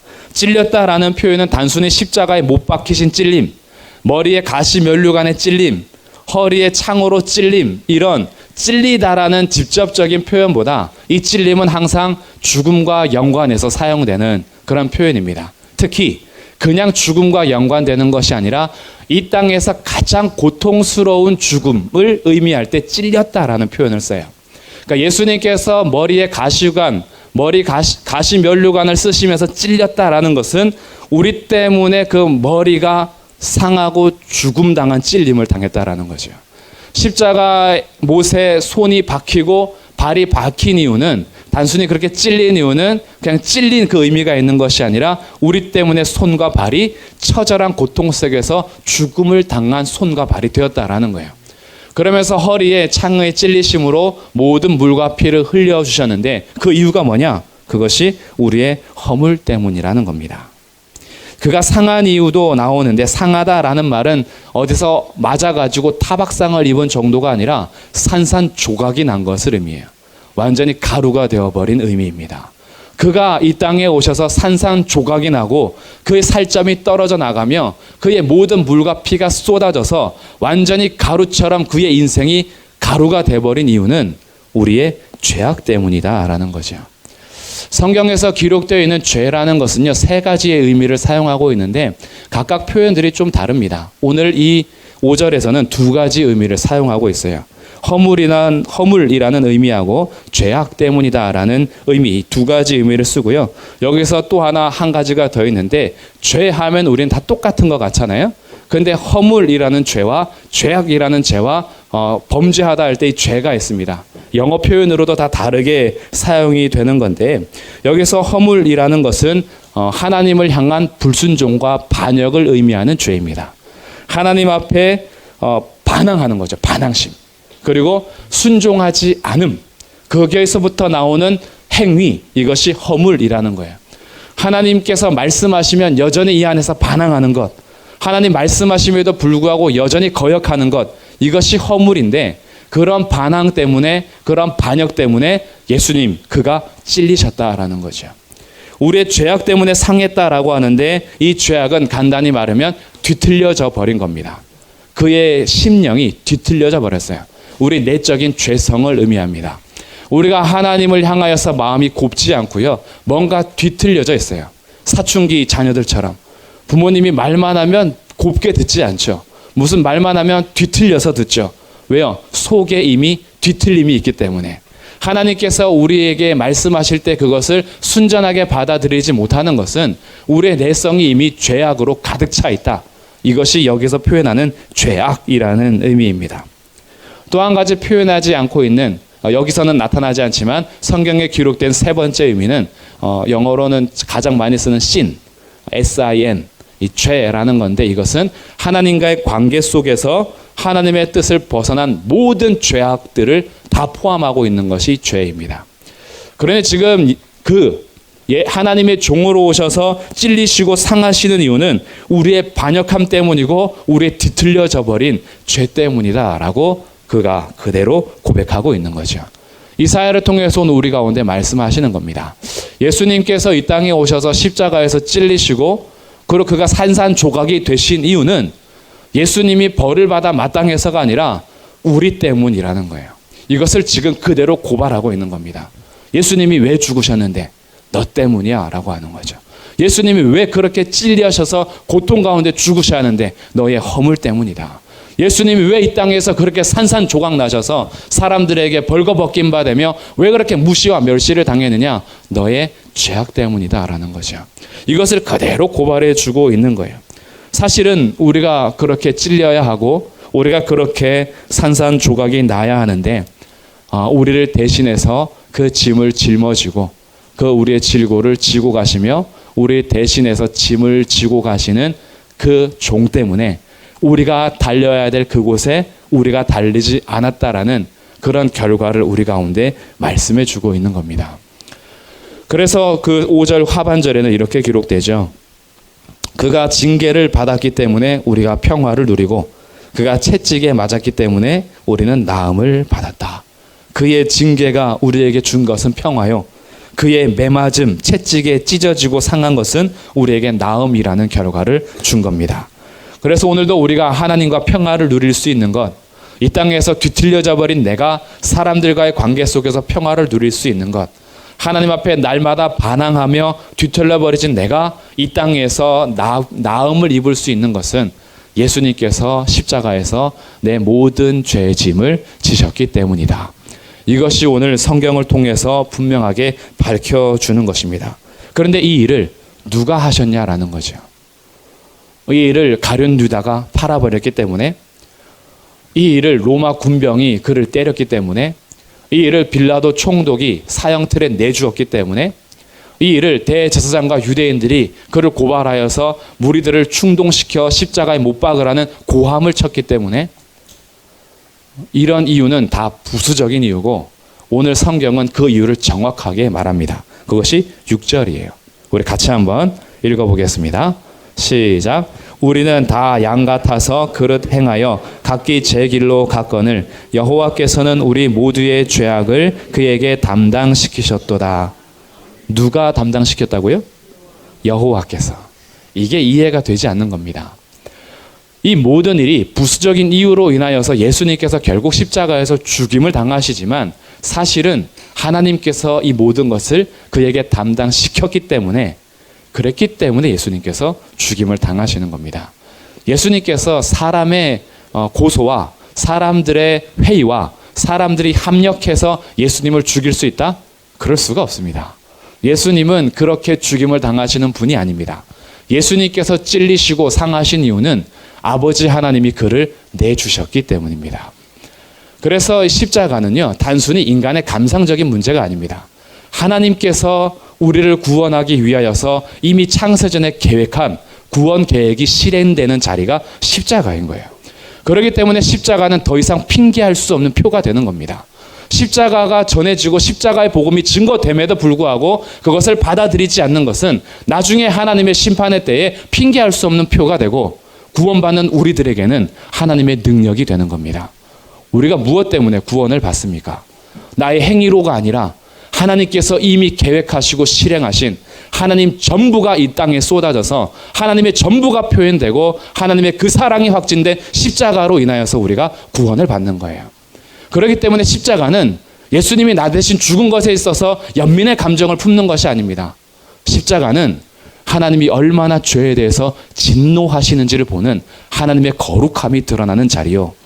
하나님께서 이런 죄인을 얼마나 사랑하시는지 말도 안 되는 사랑을 표현한 사랑의 확증의 자리가 십자가입니다.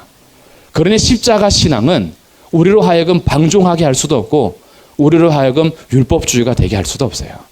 하나님의 진리와 은혜가 동시에 표현되는 곳이 십자가입니다. 이 십자가 은혜가 우리 가운데 넘치기를 주님의 이름으로 축복합니다. 또한 이 십자가의 진리 안에서 하나님께서 죄를 얼마나 미워하시는지 알고 이런 죄악에서 건지신 예수 그리스도가 나를 위해서 어떻게 사랑하셨는지를 확인하면서 날마다 내 안에서 예수 그리스도만 자랑이 되고 십자가만 자랑이 되고 내 안에도 오직 예수 그리스도의 흔적이 남는 예수 그리스도의 제자들이 되셔야 합니다. 우리 안에서 그래서 그 누구도 십자가 외에는 구원받을 리가 없고 우리에게는 십자가 외에 자랑할 것이 없고 오늘도 십자가 앞에서 눈물은 연민의 눈물이 아니라 하나님의 거룩하심과 사랑에 정말 표현할 방법이 없어서 눈물이 나는 거예요. 1000년이 2번 지나도 바뀌지 않는 그 사랑, 내가 1000번을 불러도 그저 눈물만 흘릴 수밖에 없는 그 사랑, 그 사랑 안에서 우리가 오늘도 예배하는 것이고 기도를 하는 겁니다. 그래서 이 표현을 가지고요, 로마서에서 예수 그리스도의 놀라운 복음에 대해서 표현하고 기록하고 있는데 우리 결론 말씀으로 로마서 4장과 5장을 같이 보고 우리 같이 기도하도록 하겠습니다. 신약성경 로마서 4장입니다.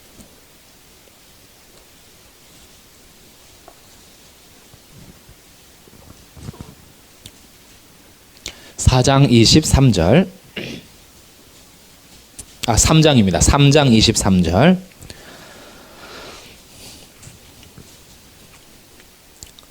제가 읽어보겠습니다. 모든 사람이 죄를 범하였음에 하나님의 영광에 이르지 못하더니 그리스도 예수 안에 있는 속량으로 말미암아 하나님의 은혜로 값없이 의롭다 하심을 얻은 자 되었느니라.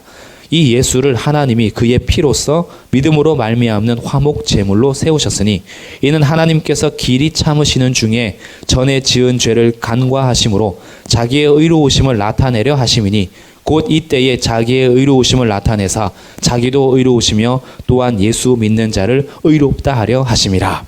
모든 사람이 죄를 범하여 하나님의 영광에 이르지 못했습니다. 이것은 단순히 영광을 누리지 못하는 것을 의미하는 게 아닙니다. 죄를 범하여 하나님의 영광에 이르지 못했다라는 것은 이 땅 가운데 영원한 심판을 받아야 될 진노의 자녀라는 의미예요. 하나님의 영광에 이르지 못하면 대충 살면 되지 이런 게 아닙니다. 하나님의 영광 안에 들어가지 못했다라는 것은 영원한 형벌 속에서 죽어 마땅한 삶을 살아야 하는데, 그런데 그리스도 예수 안에 있는 속량하심, 그가 찔림, 그가 상함, 이 땅 가운데 십자가에서 죽으심, 그것을 통하여서 하나님의 은혜로 값없이 의롭다함을 얻은 자가 되었습니다. 우리의 의로우심은 예수님께서 행하신 일 때문에 받은 선물이라는 거예요. 내가 기도해서 얻은 것 아니고 내가 믿음 좋아서 얻은 것이 아니라 하나님께서 행하신 일로 말미암아 선물로 얻게 된 것입니다. 그래서 이 일을 통하여서 하나님은 자기의 의로우심을 나타냈어요. 죄를 그저 지나갈 수 없는 공의로우신 하나님께서 자기 아들을 십자가에 못 박아 죽게 하심으로 죄의 모든 공의의 값을 치르심으로 하나님 아버지도 의로우심을 나타낸 거죠. 그리고 또한 그 예수 믿는 자를 의롭다 하심으로 하나님께서 죄인을 향한 사랑이 얼마나 큰지를 알려주는 겁니다. 그래서 계속 이어지는 5장에서는 이렇게 표현했던 거예요. 5장 9절부터 5장 8절부터 보겠습니다. 우리가 아직 죄인 되었을 때에 그리스도께서 우리를 위하여 죽으심으로 하나님께서 우리에 대한 자기의 사랑을 확증하셨느니라. 그러면 이제 우리가 그의 피로 말미암아 의롭다 하심을 받았으니 더욱 그로 말미암아 진노하심에서 구원을 받을 것이니 곧 우리가 원수 되었을 때에 그의 아들의 죽으심으로 말미암아 하나님과 화목하게 되었은즉 화목하게 된 자로서는 더욱 그의 살아나심으로 말미암아 구원을 받을 것이라. 우리가 하나님과 화목하게 되는 것도 우리가 구원을 받는 것도 무엇으로 말미암아 그렇게 되냐 하면 10절에서 그 아들의 죽으심 때문에 우리가 하나님과 화목을 누리는 거고 우리가 구원을 받는 것도 그의 살아나심 때문에 구원을 받는 겁니다. 예수 그리스도의 죽으심과 부활하심은 우리를 의롭다 하셨으며 하나님과 화목하게 하셨고 우리가 하나님과 평화를 누리게 하신 거예요. 그러니 오늘도 주님 앞에 설 때 그리스도의 십자가는 그리스도께서 말씀하신 이 기록된 성경을 통하여서 우리가 바르게 그 그리스도의 터 위에 뿌리를 내려야 정말 하나님의 깊은 사랑과 하나님의 그 깊은 거룩하심에 대해서 믿음을 잘 뿌리 내릴 수 있게 됩니다. 하나님의 거룩하심이 사랑 때문에 양보되지 않습니다. 하나님의 사랑하심이 거룩함 때문에 제한되지도 않습니다. 하나님의 은혜가 진리 때문에 가려지는 것도 아니고 하나님의 진리가 은혜 때문에 덮어지는 것도 아닙니다. 예수 그리스도 안에서 은혜와 진리가 표현이 되는 겁니다. 그래서 우리는 이 신앙을 분명히 잡아야 됩니다. 십자가 안에서 나를 위하여 어떻게 죽으셨는지, 하나님을 위하여 어떻게 죽으셨는지, 하나님 때문에 무슨 일을 하셨으며 하나님은 우리에게 어떤 일을 행하셨으며 우리를 위해서 무슨 일을 주셨는지 십자가에서 확인이 될 때 우리의 믿음이 세상 때문에 흔들리지 않습니다. 믿음은요, 도덕적으로 채워가는 것 아니고요. 믿음은요, 세상에서 내가 뭔가 함으로 채워가는 것 아닙니다. 믿음은 하나님을 알아가는 것만큼 뿌리 내릴 수 있고 십자가에서 우리의 흔들리지 않는 믿음이 세워질 수 있습니다. 그래서 오늘 이 밤이 십자가 안에서 다시 믿음의 뿌리를 내려서 그 어떤 풍파 속에서도 흔들리지 않는 견고한 믿음의 기초가 되는 한 걸음 되기를 주님의 이름으로 축복합니다.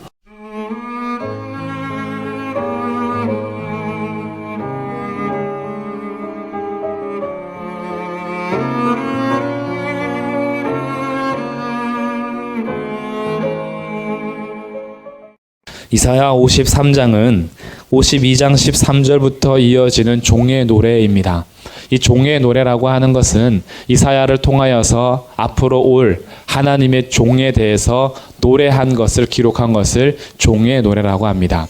총 4번의 종의 노래가 기록되어 있는데 이 52장 13절부터 53장까지는 마지막 4번째 종의 노래입니다.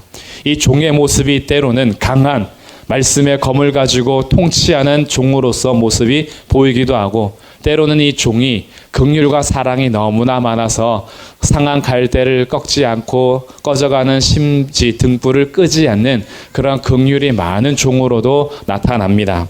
근데 이 마지막 4번째 노래에서는요, 우리가 예수님 오시기 700년 전에 기록된 성경일까? 과연 이것이 예수님께서 십자가 지시기 700년 전에 기록된 정말 그때의 기록인가? 라고 의아할 정도로 예수님의 십자가에 대해서 너무나 정확하게 기록되어 있습니다. 우리가 찬양했던 대로 그가 찔림은 우리의 허물 때문이고 그가 상함은 우리의 죄악 때문이다. 그가 찔리는 것들, 그가 상하는 것들 얼마나 얻어 터졌는지 그가 과연 사람인가? 라고 할 정도로 쉽게 그렇게 고난을 당하고 매맞은 것들이 오늘 우리들은 복음이 이루어진 상태에서 예수님께서 지신 십자가를 생각하며 이사야 53장을 보니까 이것이요 그래 라고 되는 거지만, 그러나 이것이 700년 전 예수님께서 오시기 700년 전에 기록되어 있는 말씀이다 라고 한번 생각해 볼 때 꼭 미래를 본 사람이 타임머신 타고 와서 기록하게 한 것처럼, 정말 미래에서 이미 다 본 사건을 와서 기록하게 한 것처럼 너무나 정확하게 묘사가 되어 있는 거죠. 그래서 결국 예수님의 그 모습을 여호와의 종으로서 소개하면서 노래를 하고 있습니다. 우리는 이것을 고난주간 전주, 지난주 고난주간, 그리고 오늘 부활주일이 지난 이번 한 주를 같이 보내면서 3번에 걸쳐서 나누어 예수 그리스도의 십자가, 하나님의 종에 대한 말씀을 같이 나누는 중에 있습니다.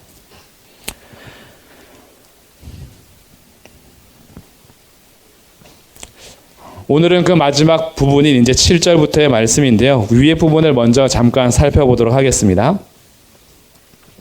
자, 4절부터 절정에 이르는 말씀인데, 그는 실로 우리의 질고를 지고 우리의 슬픔을 당하였거늘 우리는 생각하기를 그는 징벌을 받아 하나님께 맞으며 고난을 당한다 하였노라. 그러나 그가 찔림은 우리의 허물 때문이요 그가 상함은 우리의 죄악 때문이라. 그가 징계를 받음으로 우리는 평화를 누리고 그가 채찍에 맞음으로 우리는 나음을 받았도다. 그 종이 오셔서 모든 것을 우리를 대신하여 지심으로 우리가 평화를 누리고 나음을 입었습니다. 우리는 어떤 존재였느냐 봤더니 6절에서 우리는 다 양 같아서 그러죠.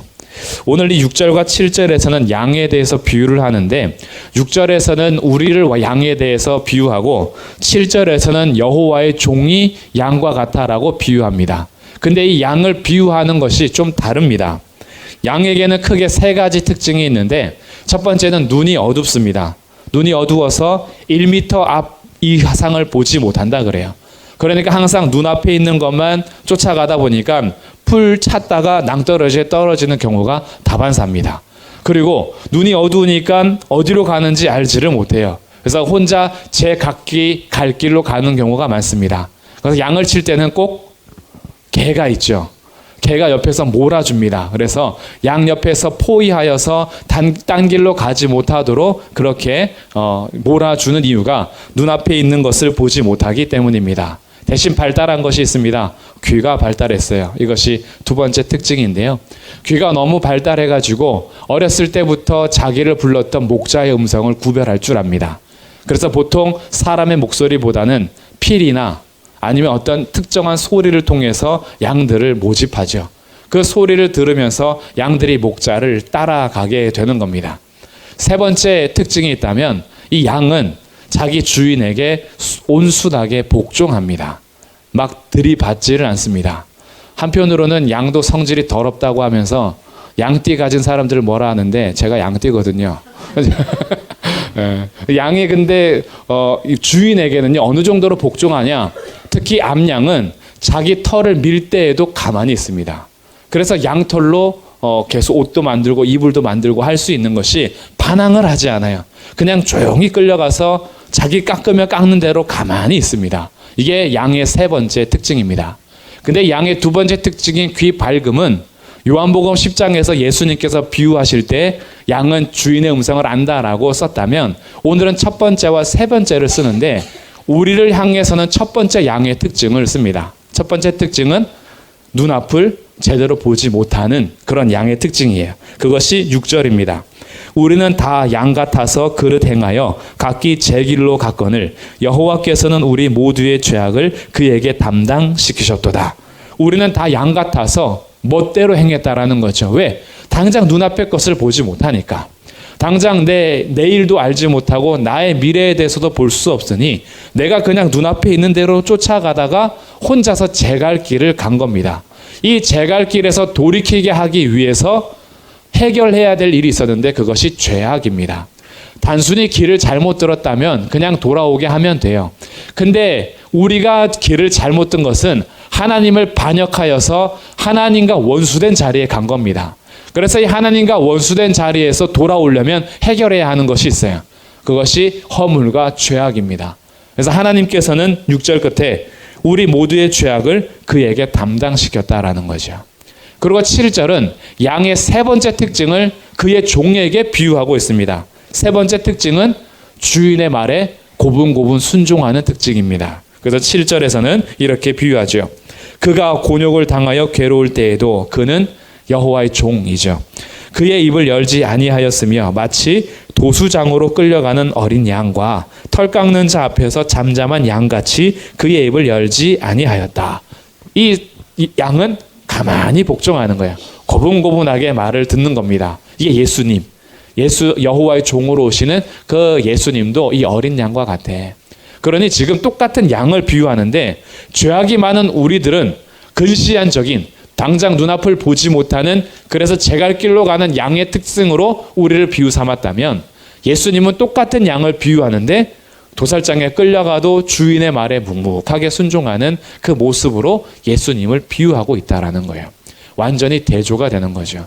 똑같이 양을 비유했다고 똑같이가 않은 겁니다. 똑같이 양이라고 부른다고 똑같은 의미를 가지고 있는 게 아닌 거죠. 예수님의 찔림과 상함이 아버지 앞에 순종하기 위해서 묵묵히 걸어갔다라는 거예요. 이렇게 해서 예수님께서 곤욕과 신문을 당하시고 끌려가는데 사실 이 예수님은 잘못한 것이 없어요. 9절 말씀입니다. 그는 강포를 행하지 아니하였고 그의 입에 거짓이 없었습니다. 그의 입에는 진실이 있었고요. 그는 사람들에게 강포를 행한 것이 아니라 오히려 안아주고 긍휼을 베풀고 불쌍히 여기고 가서 손잡아주고 이렇게 세워주고 마음을 치료하고 예수님 그의 종은 오셔가지고 그들에게 오히려 회복을 시켜줬지 강포를 행하지 않았습니다. 그럼에도 불구하고 곤욕을 치르며 신문을 당하면서 결국 그의 무덤이 9절 두 번째 줄에 악인들과 함께 있었다. 결국은 그도 죽었습니다. 그가 죽은 후에는 부자와 함께 있었습니다. 여기서 말하는 부자는 하나님을 반대하는 권력을 쥔 자로서 자기의 것을 일삼아 자기의 것으로 하나님을 대적하는 부자를 의미합니다. 예수님이 죽으셨더라도 이 그의 종이 죽더라도 좀 좋은 곳에 같이 묻혀 있던가 죽은 후에 좀 착한 사람들하고 있어야 되는데 악인과 무덤이 같고 부자와 함께 있었다. 왜? 우리 모든 죄짐을 지고 죽으셨기 때문에. 그래서 그의 종이 오셔서 묵묵하게 이 길을 걸어갔다라는 거죠. 그런데 이렇게 걸어간 이유가 힘이 없어서냐? 그렇지가 않은 겁니다. 우리 예수님이 왜 십자가에 달렸을까요? 여러 가지 요인을 생각해 볼 수 있는데 주변의 환경들이 예수님을 몰고 갔습니다. 그의 제자 가룟 유다, 돈을 아주 좋아하는 사람입니다. 돈을 좋아해서 회계까지 맡았어요. 재정 부장입니다. 그가 재정을 맡아서 돈 관리를 하는데 예수님의 능력 정도라면 금방 부자가 될 줄 알았어요. 치료회 때 돈 한 푼씩만 받았어도 그게 얼마나 많이 모였겠어요. 근데 예수님이 결국은 예루살렘에 입성해서 죽으러 가는 이 모습이 가룟 유다에게는 받아들여지지 않습니다. 3년 동안 같이 살아봤더니 예수님 따라갔다가는 부자가 되는 것이 아니라 자기 것을 다 털어주게 생겼어요. 그러고 보니 부를 때부터 배도 버려두고 그물도 버려두고 세리는 자기 자리 버려두고 직장 다 내려놓고 오게 한 거죠. 그러면 가면 더 좋은 보좌를 줄 알았어요. 그런데 예수님께서 요구하시는 것은 자기를 부인하고 자기 십자가 지고 따라오랍니다. 가룟 유다가 계산했죠. 이러고 있다가는 쫄딱 망하겠다. 그래서 어떻게 해서든지 예수님을 팔아버리려고 팔 기회를 엿보다가 결국은 은 30에 거래를 하죠. 이런 배신이 있었습니다. 대제사장과 유대 지도자들, 예수님께서 어느 순간 나타나셔서 자기가 하나님의 아들임을 선포하면서 기적을 행하기 시작하는데 단순히 기적을 행해서가 아니라 그의 가르침 자체가 권세 있는 자와 같아서 자기들이 몇 년 동안 그렇게 가르쳤는데도 그냥 개심치레한 눈빛으로 있다가 예수님이 오셔서 말씀을 전하는데 눈이 다 반짝반짝하면서 예수님 따라다니니 이들의 마음에 시기와 질투가 있었습니다. 제가 꼭 대제사장 같아요.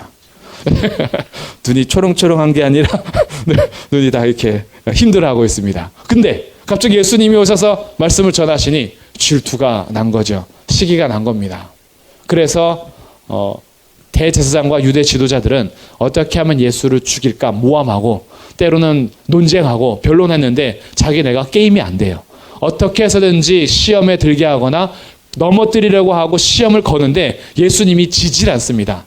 오히려 자신들이 알지 못했던 본질적인 하나님의 말씀을 가르치니 어떻게 할 수가 없어서 어떻게 하면 그를 죽일까라고 연구했던 사람들이 대제사장과 서기관들, 유대 지도자들이었습니다. 그뿐인가요? 로마 총독 빌라도 예수님이 새벽에 잡혀왔습니다. 새벽에 법정문을 여는 것 자체가 불법이에요. 그런데 이미 불법을 저지르면서 재판을 진행하면서 신문 과정에서 보니 예수를 죽일 만한 죄를 하나도 찾지를 못한 겁니다. 그러니 무죄를 선언해야 하는데 무죄를 선언하려고 왔다 갔다 몇 번 하다 보니까 무죄를 선언했다가는 큰일 나겠어요. 첫 번째는 밀란이 일어나서 자기 자리가 위태합니다. 근데 이 밀란이 단순히 민간인의 폭동이 아니라 로마 황제에게 상소하겠대요. 왜냐하면 예수가 자기가 왕이라고 하는데 그럼 빌라도 당신이 이걸 인정해버리면 로마 왕 말고 다른 왕을 인정하는 거니까 이거는 내가 황제에게 고발하겠다. 그래서 로마 총독 빌라도가 자기 자리도 위태해지자 비겁한 판결을 내리는 거죠. 무죄인 걸 알았음에도 불구하고 손 씻으면서 나는 무죄하니 그 피를 너희가 당해라. 그러나 판결을 하는 사람은 판사인 총독입니다. 총독이 여론에 따라서 너네들 알아서 해고 사형을 선고해 버리는 것 핑계할 수 없는 비겁함이죠. 그렇게 로마 총독이 자기의 비열함과 비겁함으로 예수님을 십자가에 몰아 넣은 겁니다. 그리고 예수님을 십자가 지기 전까지 채찍질하고 있었던 군인들이 채찍질하게 되는 이유는 십자가 형벌이 너무나 힘들어서 때로는 그 피가 먼저 흘리게 함으로 십자가 고통을 덜어주기도 하지만, 예수님을 채찍질했던 군인들은요, 자기의 힘을 과시하고 조롱하고 멸시하면서 사람으로서 할 수 없는 이 분노가 예수님을 향해서 쏟아져 나오는 겁니다. 그냥 때리는 채찍질만 하는 것이 군인의 일인데, 그에게 옷을 입혔다가 벗기면서 조롱하고, 갈대 억새풀로 머리를 치면서 왕이라고 막 이렇게 하면서 예수님을 멸시하고 비난하고 침뱉고, 그러면서 예수님의 옷을 가지고 제비 뽑아서 네가 가질래 내가 가질래, 자신들의 역할을 뛰어넘어서 군인이 비열해진 거죠. 이런 군인들을 통해서 예수님은 온몸에 상처투성이와 머리에는 가시, 면류관, 그러니까 피가 흘려지는 상태에서 십자가를 지고 골고다 언덕에 오르셨습니다. 이 모든 사람들이 예수님을 죽이기 위해서 한 팀이 된 거죠. 제자도, 총독도, 대제사장과 그리고 바리새인들, 서기관들, 종교 지도자들도, 그리고 백성들도, 호산나 외쳤던 그들도, 십자가에 못 박으라고 오히려 외쳤던 그런 백성들도, 또한 군인도 모두가 합력해서 예수님을 못 박아 죽게 한 겁니다. 그런데 오늘 성경은 그런 것들을 일일이 나열하는 것이 아니라, 그렇다면 왜 나의 종, 나중에 오는 예수가 십자가에서 그렇게 죽었으며 채찍에 맞았는지, 그 왜 그런 줄 아냐? 그것이 1차 원인이 가룟 유다도 아니다. 그것이 로마 총독 빌라도 때문도 아니다. 그것이 로마 군인들이나 대제사장들의 시기 때문도 아니다. 나의 종이 그렇게 죽을 수밖에 없는 이유는, 그거는 이유가 이렇게 나오죠. 10절 말씀입니다. 자, 10절을 같이 한번 읽어보겠습니다. 시작. 여호와께서 그에게 상함을 받게 하시기를 원하사 질고를 당하게 하셨은즉 그의 영혼을 속건 제물로 드리기에 이르면 그가 씨를 보게 되며 그의 날은 길 것이요 또 그의 손으로 여호와께서 기뻐하시는 뜻을 성취하리로다. 아멘. 누가 원했다고요? 여호와께서 그에게 상함을 받게 하시기를 원하사. 여호와께서 원하사 그의 영혼을 속건 제물로 드리기에 이르면, 사람들의 모의와 사람들의 회의와 사람들의 합력함이 예수를 십자가에 못 박은 것이 아니라, 여호와께서 그가 그렇게 상하고 질고를 짊어지고 못 박아 죽기를 여호와께서 원했다라는 거예요. 이게 사실은 말이 안 되는 거고 이해가 안 되는 겁니다. 성부 하나님, 성자 하나님, 성령 하나님은 세상이 창조되기 전부터 이미 영원하시며 부족함이 없으신 분이에요. 삼위일체 하나님의 교제가 얼마나 끈끈하고 영원하며 다른 어떤 것으로도 방해를 받지 않는지, 그 하나님의 창조와 하나님의 성품이 그대로 드러낸 것이 창조며, 둘이 한 몸을 이루게 하시면서 성삼위일체 하나님의 교제가 부부에서 나타나게 할 정도로 하나님은 다른 어떤 것으로도 사실은 부족함이 없는데, 그 성부 하나님이 자기 아들 예수님을 이 땅에 보내서 죽기를 원하셨대요. 어떻게 그럴 수가 있어요? 자기 아들이 다른 죄인들을 위해서 죽기를 원하는 것, 사람으로서도 이해가 안 되는 겁니다. 육신을 가진 아버지가 아무리 부족하고 자기 자녀를 향한 사랑이 아무리 왜곡되었어도 자기 아들을 사형수를 위해서 죽게 내버려 두는 아버지는 없습니다. 요즘에 자기 보험금을 타거나 자기의 이익을 위해서 부모를 죽이고 자녀를 죽이는 세상이 됐지만, 아무리 그래도 자기 자녀를 자기에게 전혀 이익이 없는데 마땅히 죽어야 하는 저 사형수를 위해서 자기 자녀를 내주는 부모는 그래도 오늘날도 없을 겁니다. 그런데 이것을 아버지가 원하셨대요. 아버지 하나님이 자기 아들이 상하고 질고를 담당할 것을 원하셔서 그 아들을 내주신 겁니다. 하나님께서 예수님을 내주지 않았다면 빌라도가 아무리 무죄를 선언하지 않고 사형을 선언했어도, 대제사장과 서기관들이 아무리 모의하여서 예수님을 십자가에 못 박으려고 해도, 아무리 가룟 유다가 은 30에 배신하여서 팔아버리려고 해도 하나님께서 허락하지 않고 원하지 않았다면 이 일은 이루어지지 않습니다. 그것뿐만이 아닙니다. 아버지 하나님만 원한 게 아니라 12절 말씀입니다. 그러므로 내가 그에게 존귀한 자와 함께 몫을 받게 하며 강한 자와 함께 탈취한 것을 나누게 하리니, 이는 그가 자기 영혼을 버려 사망에 이르게 하며 그가 자기 영혼을 버려. 여기서의 그는 종으로 온 예수님을 의미합니다. 종으로 오신 예수님이 자기 영혼을 버리겠대요. 그래서 사망에 이르게 한답니다. 예수님은 생명의 창조주요 주권자로서 목숨을 버릴 권세도 있고 목숨을 취할 권세도 있습니다. 피조물인 우리들은요, 목숨을 자기 마음대로 할 권세가 없어요. 그렇기 때문에 우리들은 그 어떤 이유에서도 자기 스스로 목숨을 끊어버린 일은 우리에게 허용되지 않습니다. 그러나 예수님은 달라요. 예수님은 생명의 창조주시고 생명에 대해서 주권자입니다. 그래서 예수님은 목숨을 버릴 수도 있고 목숨을 취할 수도 있어요. 근데 예수님이 목숨을 버리기로 작정했어요. 자기 영혼을 버리기로 작정했어요. 그래서 이것을 요한복음에서도 스스로 얘기합니다. 나는 죽을 권세가 있어 라고 말하죠. 그래서 나는 선한 목자야. 나는 나의 양을 위해서 목숨을 버리노라 그래요. 이 장면을 한번 보고 오겠습니다. 요한복음 10장 말씀입니다. 제가 읽어드리겠습니다. 요한복음 10장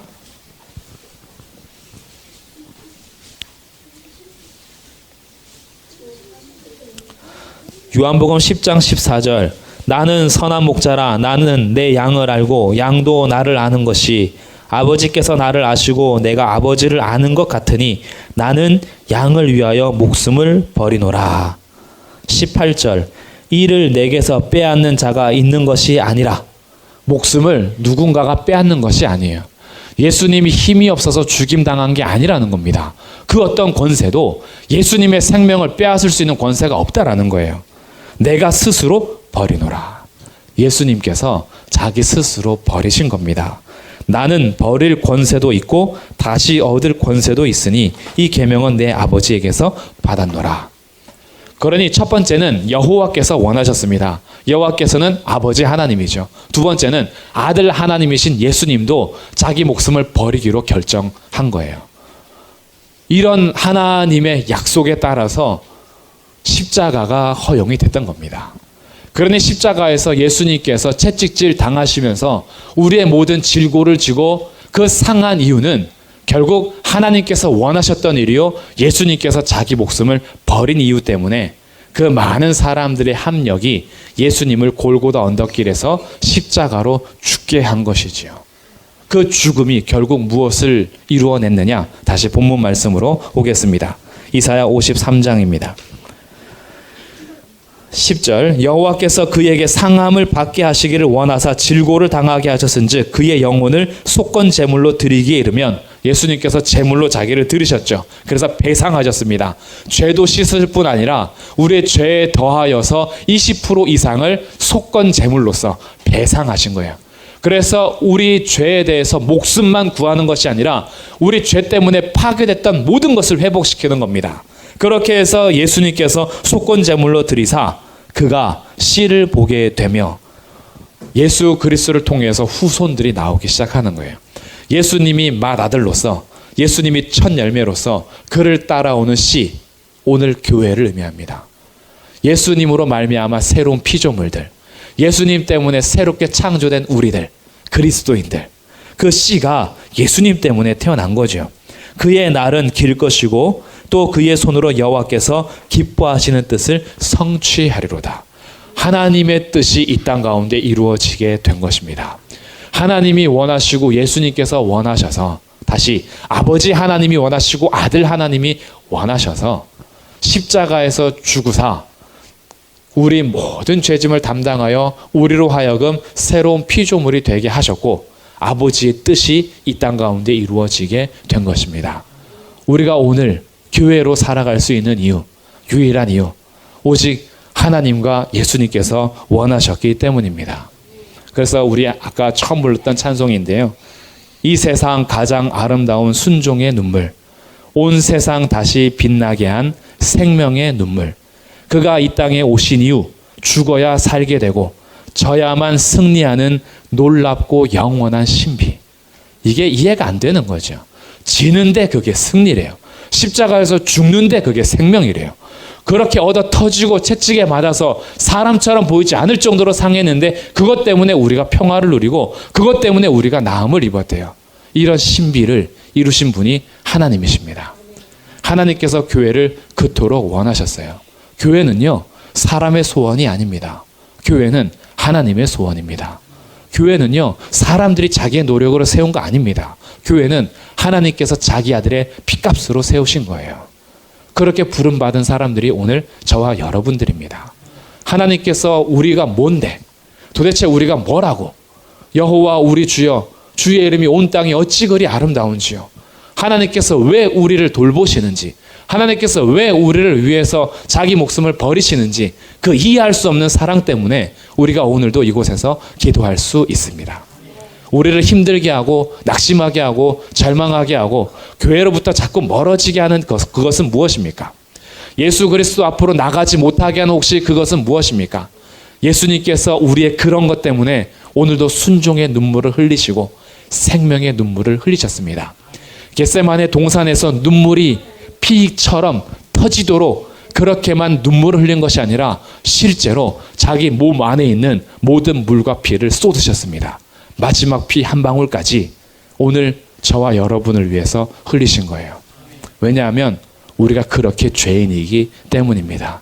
우리는 양 같아서 각기 제 길로 갔지만 순종하시는 양이신 예수 그리스도께서는 오늘 우리를 대신하여서 속죄의 죄물이 되셨고 속건 제물이 되셨습니다. 그 십자가, 우리 안에 새겨진 이 십자가가 더 이상 멀어지지 않고 날마다 그 예수님께로 다 가까이 가게 하는 그런 순종의 삶이 오늘 우리의 십자가가 되기를 주님의 이름으로 축복합니다. 그래서 오늘도 다시 한번 주의 말씀을 기억하면서 그렇다. 내가 오늘도 주님 앞에 설 수 있는 이유, 오늘도 우리 교회가 이곳에서 함께 기도할 수 있는 이유, 내 모습을 봐도 부족한 게 많고 나도 여전히 아직도 다듬어져야 할 부분이 너무 많은 것처럼 우리 교회도 여전히 부족한 게 많고 우리 교회도 다듬어질 부분이 많지만 그러나 교회는 내가 시작한 것 아니고 교회는 내가 완성하는 것 아닙니다. 교회는 하나님께서 시작하신 것이고 교회는 하나님이 완성하실 겁니다. 그렇기 때문에 우리들은 해야 할 일이 있어요. 눈물의 기도입니다.